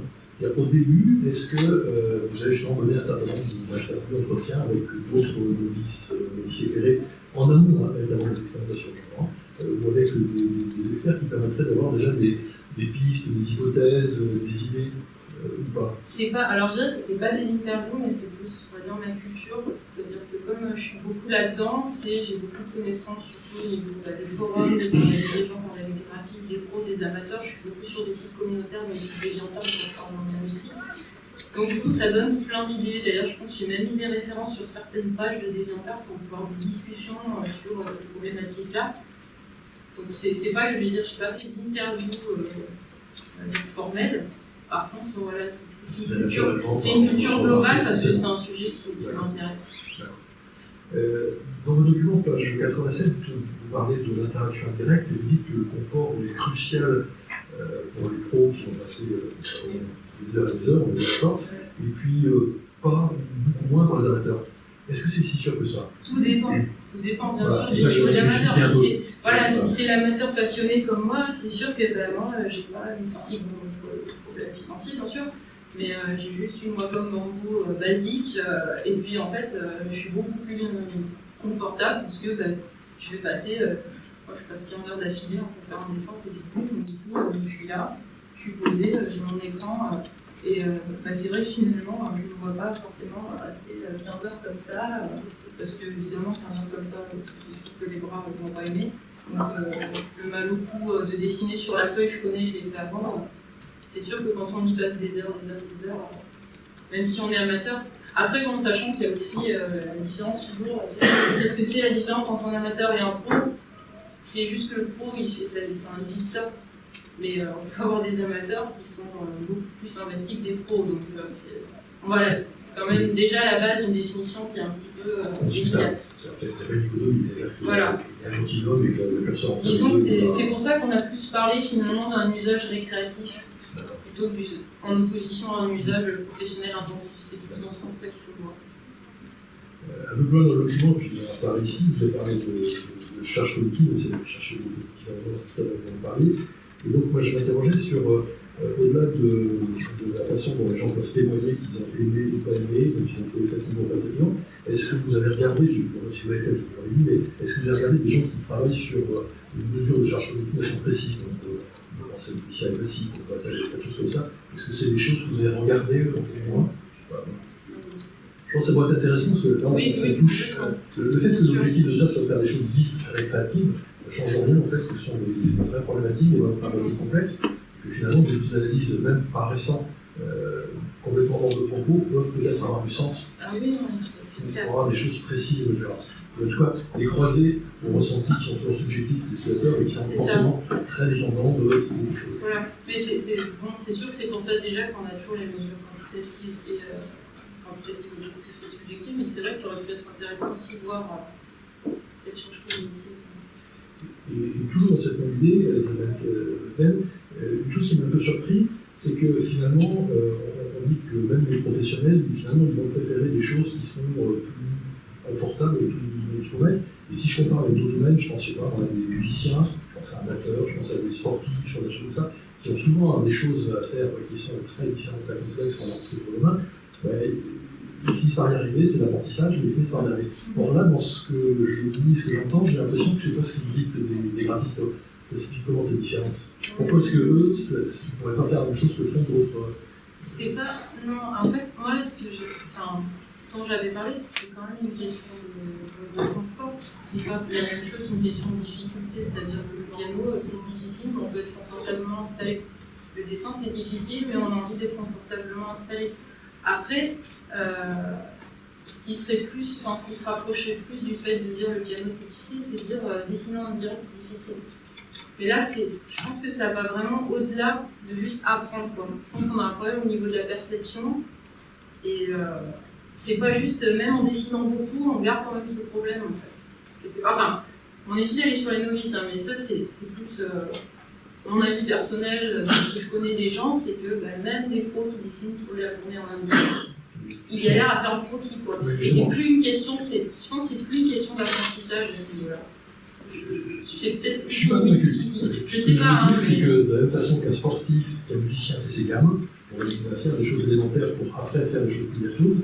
Est-ce que des graphistes font ça? Oui, oui, totalement. Ils s'exercent à... D'ailleurs, il y a une rêve que j'ai mise dans la thèse à ce sujet, c'est sur le site de Wacom, ils ont un PDF qui va avec le Logos, où ils disent vous pouvez faire tel type d'exercice pour améliorer votre coordination. Donc il y a des exercices. Oui, voilà, c'est ça, c'est des exercices qu'on fait, les trucs tout bêtes, mais tracer plusieurs traits dans une direction, faire des boucles. Et puis c'est même comme ça qu'on apprend à la base à la ça apprendre la tablette en direct. J'ai passé du temps à faire des mouvements qui n'étaient pas très bons, faire des traits qui étaient un peu en biais, jusqu'à ce qu'ils soient un peu plus droits, quoi. Ça s'apprend, quoi. Imaginez alors des leçons de tutoriel sur des façons de mieux utiliser l'interaction dans les outils numériques. Je pense que ça pourrait être une idée qui serait intéressante à coller. Aussi, ouais. De faire dans cet esprit. Mais oui, voilà, c'est sûr que ça pourrait être intéressant de voir si en améliorant les exercices, on pouvait diminuer ce problème-là aussi. Oui, c'est vrai que ça serait une approche différente, effectivement. Toute dernière question, quelle est la suite maintenant de tout ça? Qu'est-ce que ça veut dire? Je vais donner quelques pistes prospectives, mais comment vous voyez vos copains là, qui voudraient vous intégrer en 3DS, donc vous faites quoi? Vous avez un 3DS dans matin? Pas spécialement, mais ça se pourrait. Non, mais ça se pourrait. Moi, je projette de travailler en industrie derrière. Donc, effectivement, ça pourrait être ça. Ça pourrait postuler chez 3DS et leur dire moi j'ai développé tel type de truc, je peux l'implémenter dans votre software. Ça pourrait. Très bien, merci. Merci. Je donne la parole donc à Yves Duval. Merci. Je m'associe à mes collègues pour dire que moi aussi j'ai beaucoup apprécié le manuscrit qui était pas travaillé tant qu'il y avait du contenu intéressant. Et j'ai encore tout apprécié la présentation, notamment de sa structure qui nous a pas enseigné l'énorme bibliographie, qui a sectionné la bibliographie à chaque fois, qui était importante pour nous. Il a introduire les distributions. On trouve ça très bien. Alors, je vais essayer de poser seulement trois questions. Au niveau du tracé, quand vous avez proposé plusieurs liens, à un moment, vous proposez un lien hétérogène en justifiant que c'est parce que la plupart du temps, vos tablettes sont 4 tiers et les écrans des utilisateurs sont 16 millions. Oui, voilà, ça c'est la version simplifiée à français. Donc, c'est une façon de justifier. Et du coup, je me suis demandé pourquoi vous avez pris un lien de 12 sur l'axe horizontal et 1 sur le vertical plutôt que de respecter le ratio quand on permet de faire correspondre physiquement les déplacements sur la tablette et les déplacements sur le. Alors, deux raisons. Déjà, parce qu'en fait, il n'y a pas de ratio fixe, justement. C'est-à-dire que ça peut être une tiers, ça peut être autre chose, l'écran, il n'est pas forcément sélectionné, donc il y aurait plein de ratios différents à tester si vous voulez tester un ratio, on va dire, économique. Et en fait, le deuxième idée, c'était que, comme je le dis, c'est assez limité comme effet. Donc, je me suis dit, le mieux pour montrer que c'est assez limité, c'est de prendre quelque chose d'hyper exagéré. 1-2, quoi. C'est vraiment un ratio qui est extrêmement exagéré. Et comme on voit finalement que l'effet est assez limité, de se dire, bah oui, bah après, pour tout le reste, c'est pas ça qui pose le plus de problèmes. Ce qui pose le plus de problèmes, c'est le fait que ce soit indirect, finalement. C'est pas tellement le problème du ratio de la tablette. C'est un peu plus cette idée-là. Vous auriez pu prendre juste le ratio de vos périphériques que vous avez par expérience et tester au moins si ce ratio-là est correct. Parce que Oui. moi, je conçois qu'en mettant 2 sur 1, enfin 2 et 1, ça soit pas bon du tout. Oui, mais justement, c'est parce que je montre pas, c'est pas bon du tout. Je pense que c'est très peu ce qu'on voit, c'est assez peu finalement. Les utilisateurs ont beaucoup moins apprécié celui-là. Ils l'ont moins apprécié, mais quantitativement, il y a très peu de différence. C'est plus, c'était plus dans ce sens-là en fait, l'idée, quoi. Okay. Et c'est vrai que bon, après, j'aurais peut-être pu. Moi, j'avais vraiment envie de tester cette condition pour voir dans le cas extrême ce que ça faisait, mais j'aurais peut-être pu rajouter une condition supplémentaire qui soit plus proche en fait de ce qu'on aurait. On va dire une distorsion plus réduite et pour espérer ne pas avoir de résultats significatifs. Ok. Une autre question, c'est que j'ai beaucoup apprécié aussi l'expérimentation qu'on a testée ce matin. Et moi j'ai remarqué qu'on pouvait, quand on était avec la main dominante pour pouvoir tourner l'oublier, et puis la main dominante pour dessiner, on peut très bien servir les deux en même temps. C'est-à-dire que moi, pour certaines tâches, j'aurais bien envie de plutôt poser mon crayon et puis de déplacer l'objet avec l'autre main. Est-ce que c'est des choses que les utilisateurs ont fait et que vous avez pu éventuellement déceler ou mesurer? Alors, c'est complètement ce que j'ai mesuré et c'était un des slides que j'ai montré, c'est qu'en fait, les gens ne parallélisent pas du tout. Alors, très exactement, pour vraiment détailler, j'ai eu quelques gens, 2 ou 3, qui étaient un peu des espèces d'aliens, qui s'amusaient effectivement à faire ça. Donc, ils bougeaient les deux. C'était assez impressionnant. Ils naviguaient en même temps que les pénis, pour les interactions tactiles. En bimanuel, parce que c'est comme ça un chat. Mais en fait, globalement, j'ai eu beaucoup de gens au niveau des interviews qui m'ont dit bah, j'ai essayé de faire ça, mais c'est trop dur, je n'y arrive pas. Et par contre, il y en a plein qui m'ont dit aussi peut-être que si on avait pu beaucoup s'entraîner, ça marcherait, et ça serait entre guillemets, ça marche. Mais donc c'est quelque chose que j'ai mesuré, mais au final, non, les gens ils disaient, mais vraiment très peu, c'est un moment, c'est ce que je disais, c'était 5 secondes sur 150 secondes pour la peinture, quoi. C'était quelque chose de vraiment, c'était presque par hasard, quoi. Ils devaient toucher les deux en même temps, et puis sans faire exprès presque. Voilà, à part 2-3 personnes qui arrivaient à faire les deux, mais arriver à faire les deux, c'était essentiellement par exemple sur la première tâche sur le nez. Oui, ça, voilà, un petit peu la première oreille, et puis après c'était le vous avez dit que si un des objectifs de votre travail, c'était de rapprocher le geste numérique du geste réel. Donc là, on est resté quand même sur du tactile, donc on a aidé sur la main pour faire une manipulation 3D. Donc maintenant, on a des périphériques de type low-cost qu'on commence à trouver chez beaucoup de joueurs qui sont des contrôleurs 3D, comme le Razorira ou le Stem, le Strasbourg. Qu'est-ce que vous pensez proposer ce genre de choses? Alors, c'est pas ce que j'ai dit. J'ai dit qu'il y a des gens qui essaient de rapprocher le numérique du geste réel et ça pose des inconvénients. Et du coup, je fais pas ça. C'est ça que j'ai dit au début. Du coup, moi, je fais du curriculum de bureau basique qu'on trouve partout. Parce que voilà, le but, c'est pas d'avoir une pièce de réalité virtuelle. Oui, voilà. de jeu, on le trouve partout, mais chez les joueurs, par contre, après, ces trucs-là, il faut voir aussi. Voilà, donc, moi, je n'avais pas ça sous la main non plus, hein, mais il faut voir aussi, en termes de, j'allais dire, de fatigue, je connais pas en fait ces contrôleurs. C'est quelque chose, c'est comme une ouïe un peu, quelque chose qui se tient dans l'espace. C'est quelque chose qui se tient dans l'espace. Parce que ça, pour nous, c'est pas. C'est pas forcément un pouvoir. Ouais, mais même. Ça peut se tenir. Même. Enfin, à partir du moment où on a la main levée et qu'on reste 15 heures à peindre comme ça, c'est. Alors, pas forcément 15 heures en usage récréatif, on est d'accord, mais ça fatigue quand même. Faudrait voir. Mais c'est pas tellement pour peindre, ça aurait été plus pour faire tourner l'objet. Oui, enfin. Quelque chose qu'on ne fait pas en permanence, c'est que les utilisateurs ont beaucoup parallélisé, justement. Non parallélisé, ils tournaient, puis après ils payaient. Oui, mais du coup, on tourne tout le temps. C'est quelque chose qui est vraiment on peut relâcher.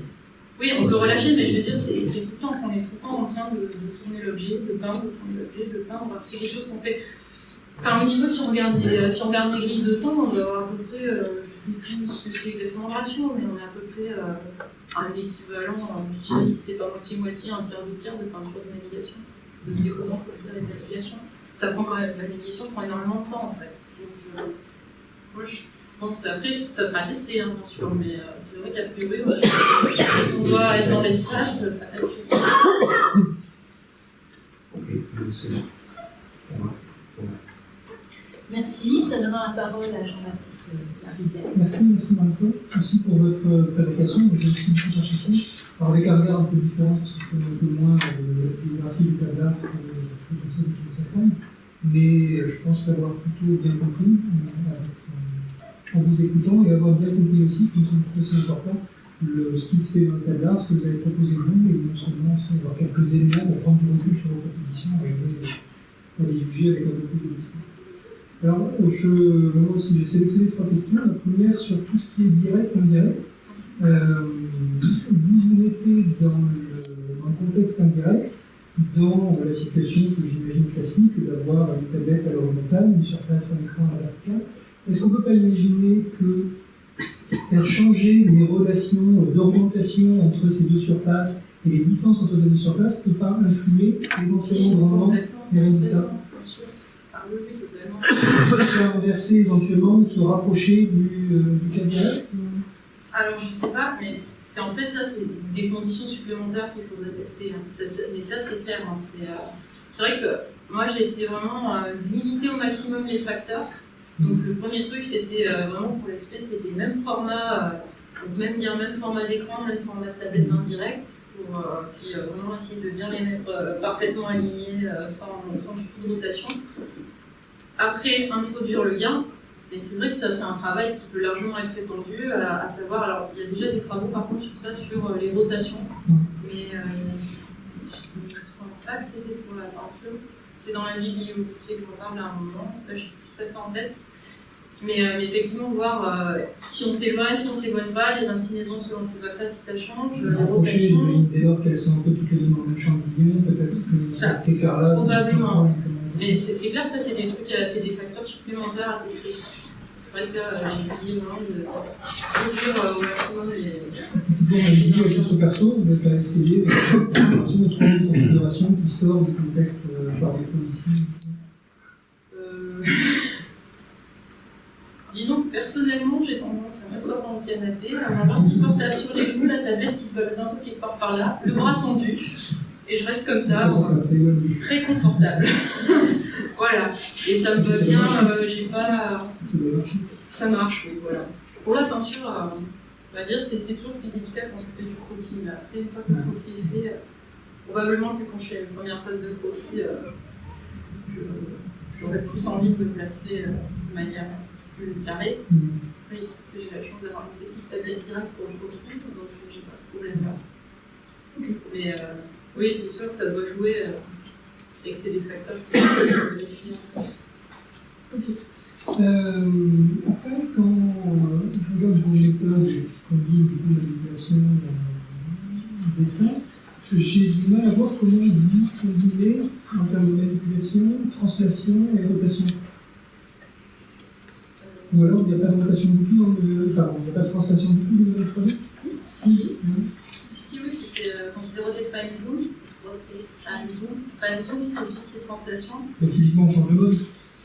Tout dépend de l'interaction. Du coup, quand on est hostillé, quand on a tout hostillé, on a un mode au tactile. Alors du coup, au tactile, j'ai un mot pour les rotations.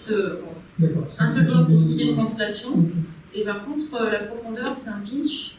C'est un basique qui est intégré avec la partie rotation.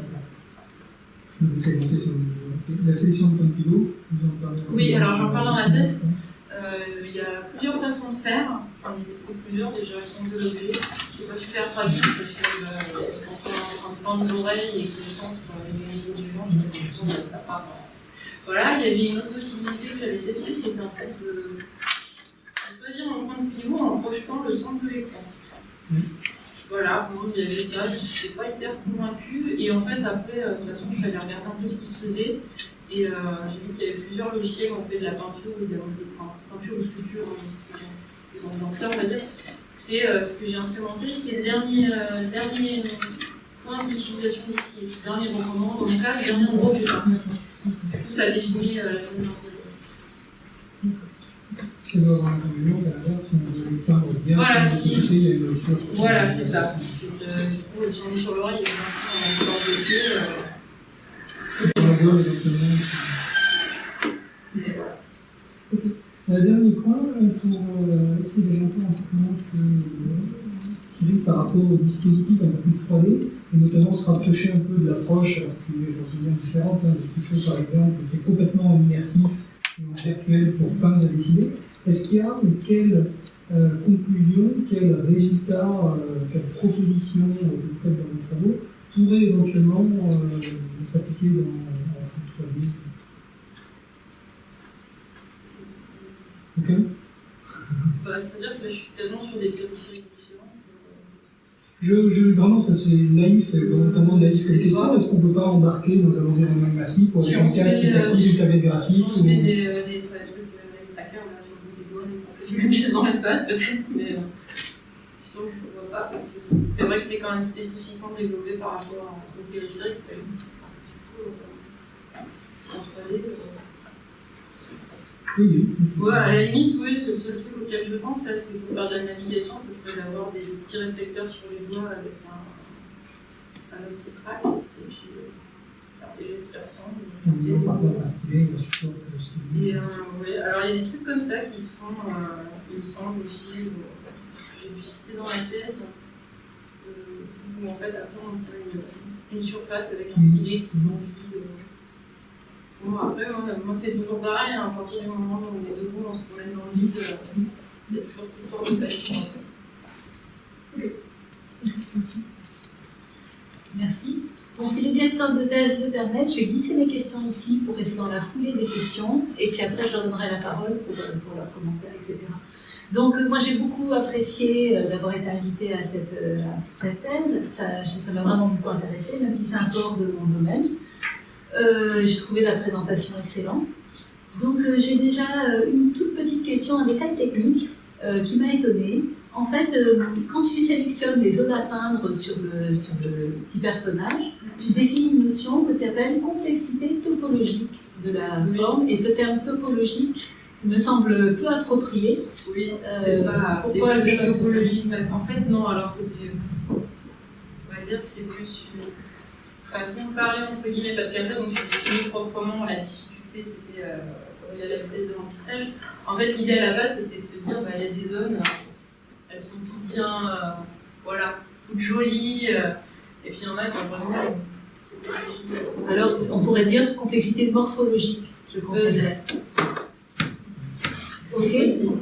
Deuxième question. Donc, pour avoir ce matin eu l'occasion de tester le dispositif réel, moi, en fait, en tant qu'utilisatrice, j'ai eu de la difficulté avec la taille du pinceau que j'aurais voulu pouvoir gérer indépendamment du niveau de zoom. Il y a peut-être d'autres travaux complémentaires à cette thèse qui ont été faits là-dessus. On aurait eu envie, parce qu'on a peut-être envie de zoomer, mais quand on zoome, de remplir quand même assez rapidement les zones, et puis si on a débordé un tout petit peu, d'avoir un tout petit pinceau sans changer le niveau de zoom pour venir gommer là où on a débordé.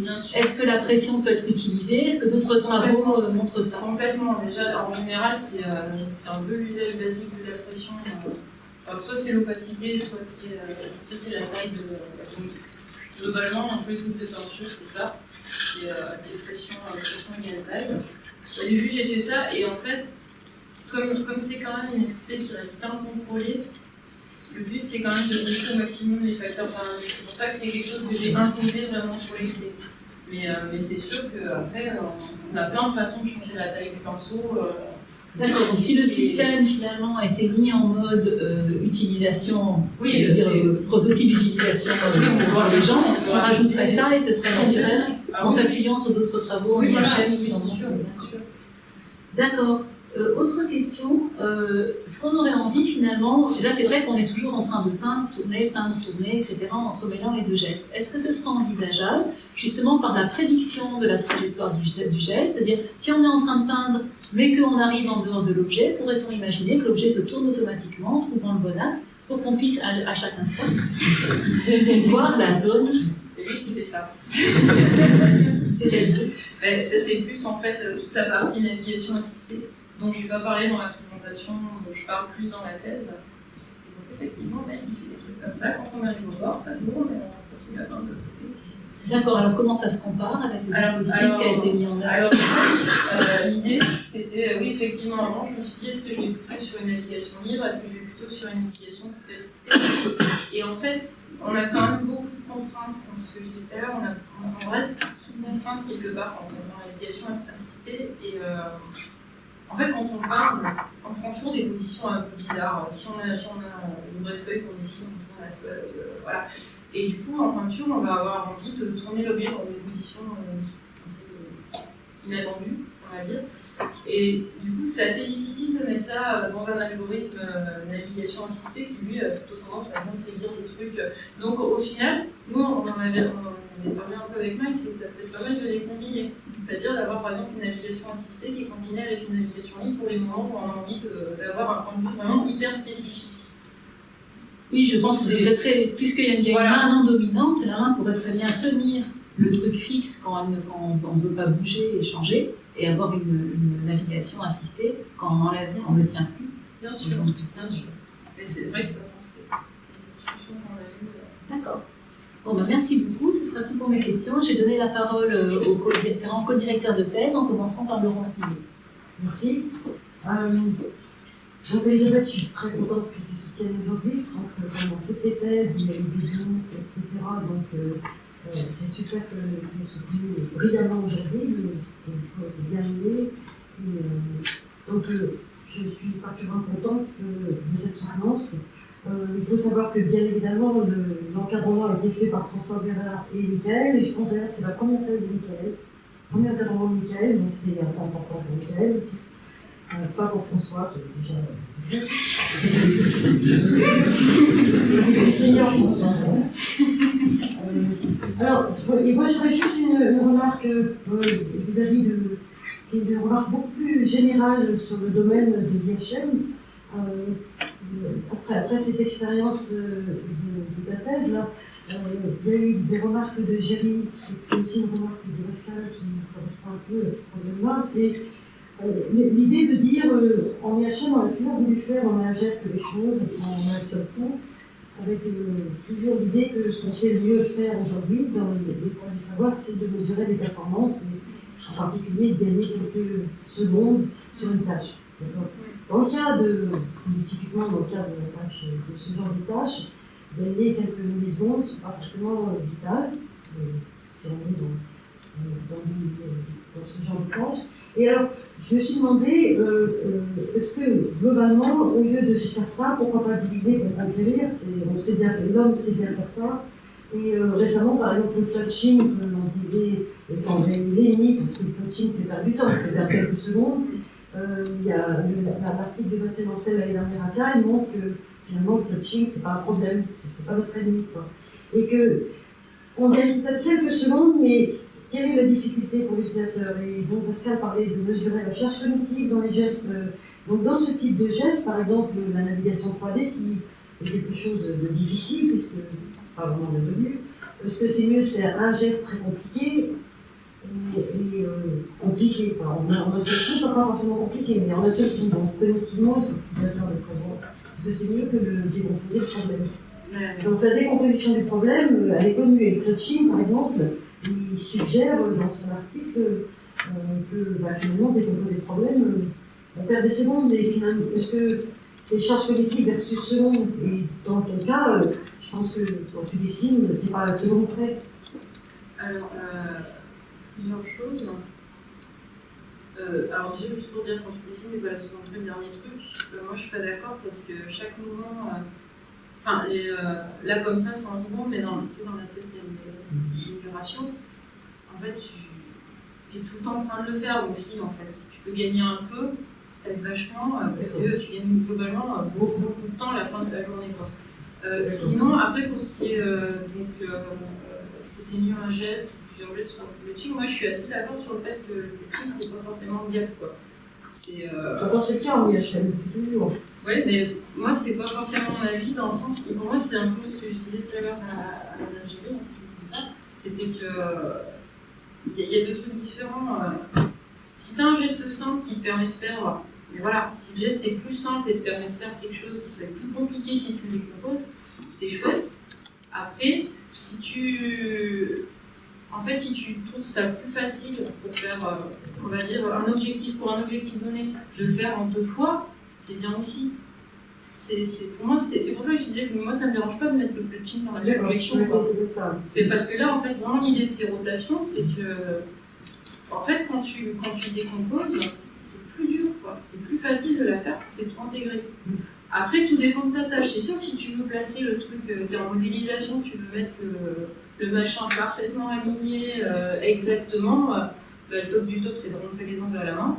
Et sinon, c'est de manipuler chaque axe précisément l'un après l'autre. Donc là, tu décomposes, quoi. Mais voilà, tout dépend de l'objectif. Après, quand tu veux juste regarder, t'as pas besoin. Tu préfères faire tout rapidement d'un coup, sans. Et surtout, c'est vraiment l'avantage de ça, c'est que, en fait, quand tu l'as pratiqué, tu t'es un tout petit peu, vraiment un tout petit peu entraîné sur les phases de training, tu ne réfléchis pas, en fait. Tu poses tes doigts, ça bouge, ça se fait tout seul, en fait. C'est ça qui est. Moi, c'est ce qu'on m'a dit. Hein. Vraiment, ce que j'ai eu comme retour, c'est réfléchis pas. Là, tu peux témoigner, là. Il aimait bien ça. Donc, voilà, pour moi, c'est vraiment 2 trucs différents. Faire du plotting et faire du décomposé, pas le même problème, quoi. Non, mais justement, faire du. Ouais. Ça peut être bien, enfin, je pense qu'après, c'est plus la préférence, quoi. Est-ce que tu as envie de faire des grands gestes qui traversent tout l'écran ou est-ce que tu as juste envie de faire comme ça?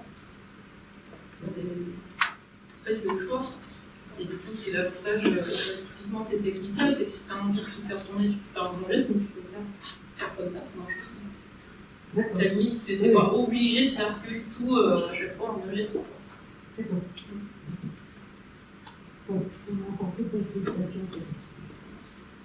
Merci. Je demande la parole à François Béra. Merci. Alors, je ne vais pas avoir de questions, je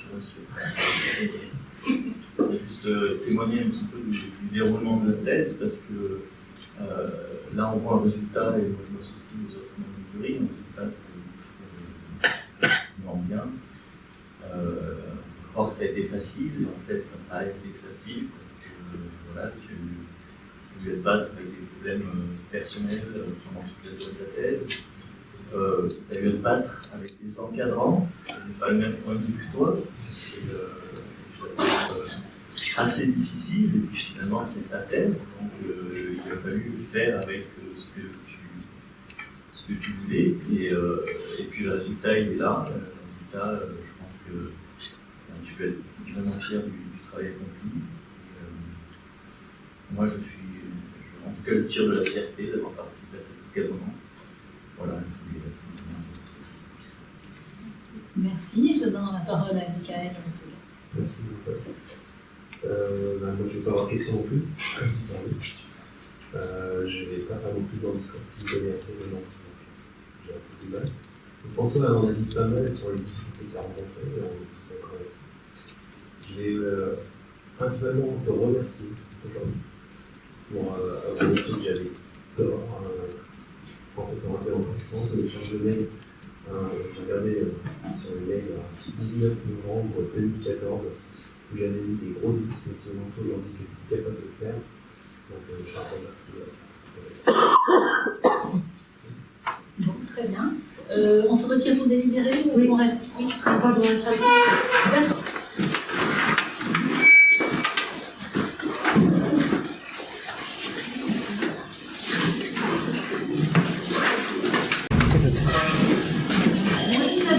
Tu as effectué une présentation remarquable de tes travaux, très claire et dynamique, bien construite et bien illustrée. Le jury a particulièrement apprécié ton approche systématique pour traiter de l'interaction entre la peinture 3D en usage récréatif. Cette approche a permis de bien mettre en valeur tes contributions, qui vont de l'étude des facteurs humains à la définition de nouvelles techniques d'interaction, leur développement et leur validation expérimentale. Les réponses aux questions ont été jugées très claires et précises, très honnêtes, et ont montré ta grande culture du domaine. Et pour toutes ces raisons, le jury unanime te décerne le grade de docteur de l'Université de Grenoble.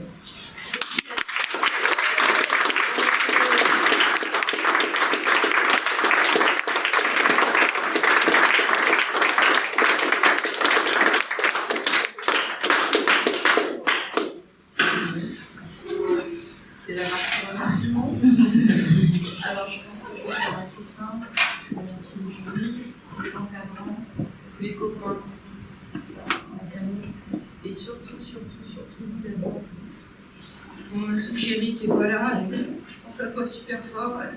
J'aurais trop aimé que tu sois là. Voilà. Et je pense que tu seras bientôt là aussi. Avec nous. Je vais fort. Gros bisous.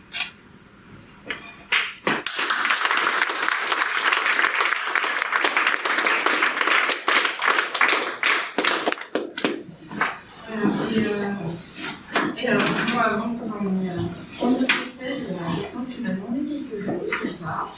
Voilà. Il m'a juste demandé un petit peu, donc je vais lui faire plaisir. Lord, I'm feeling so much better since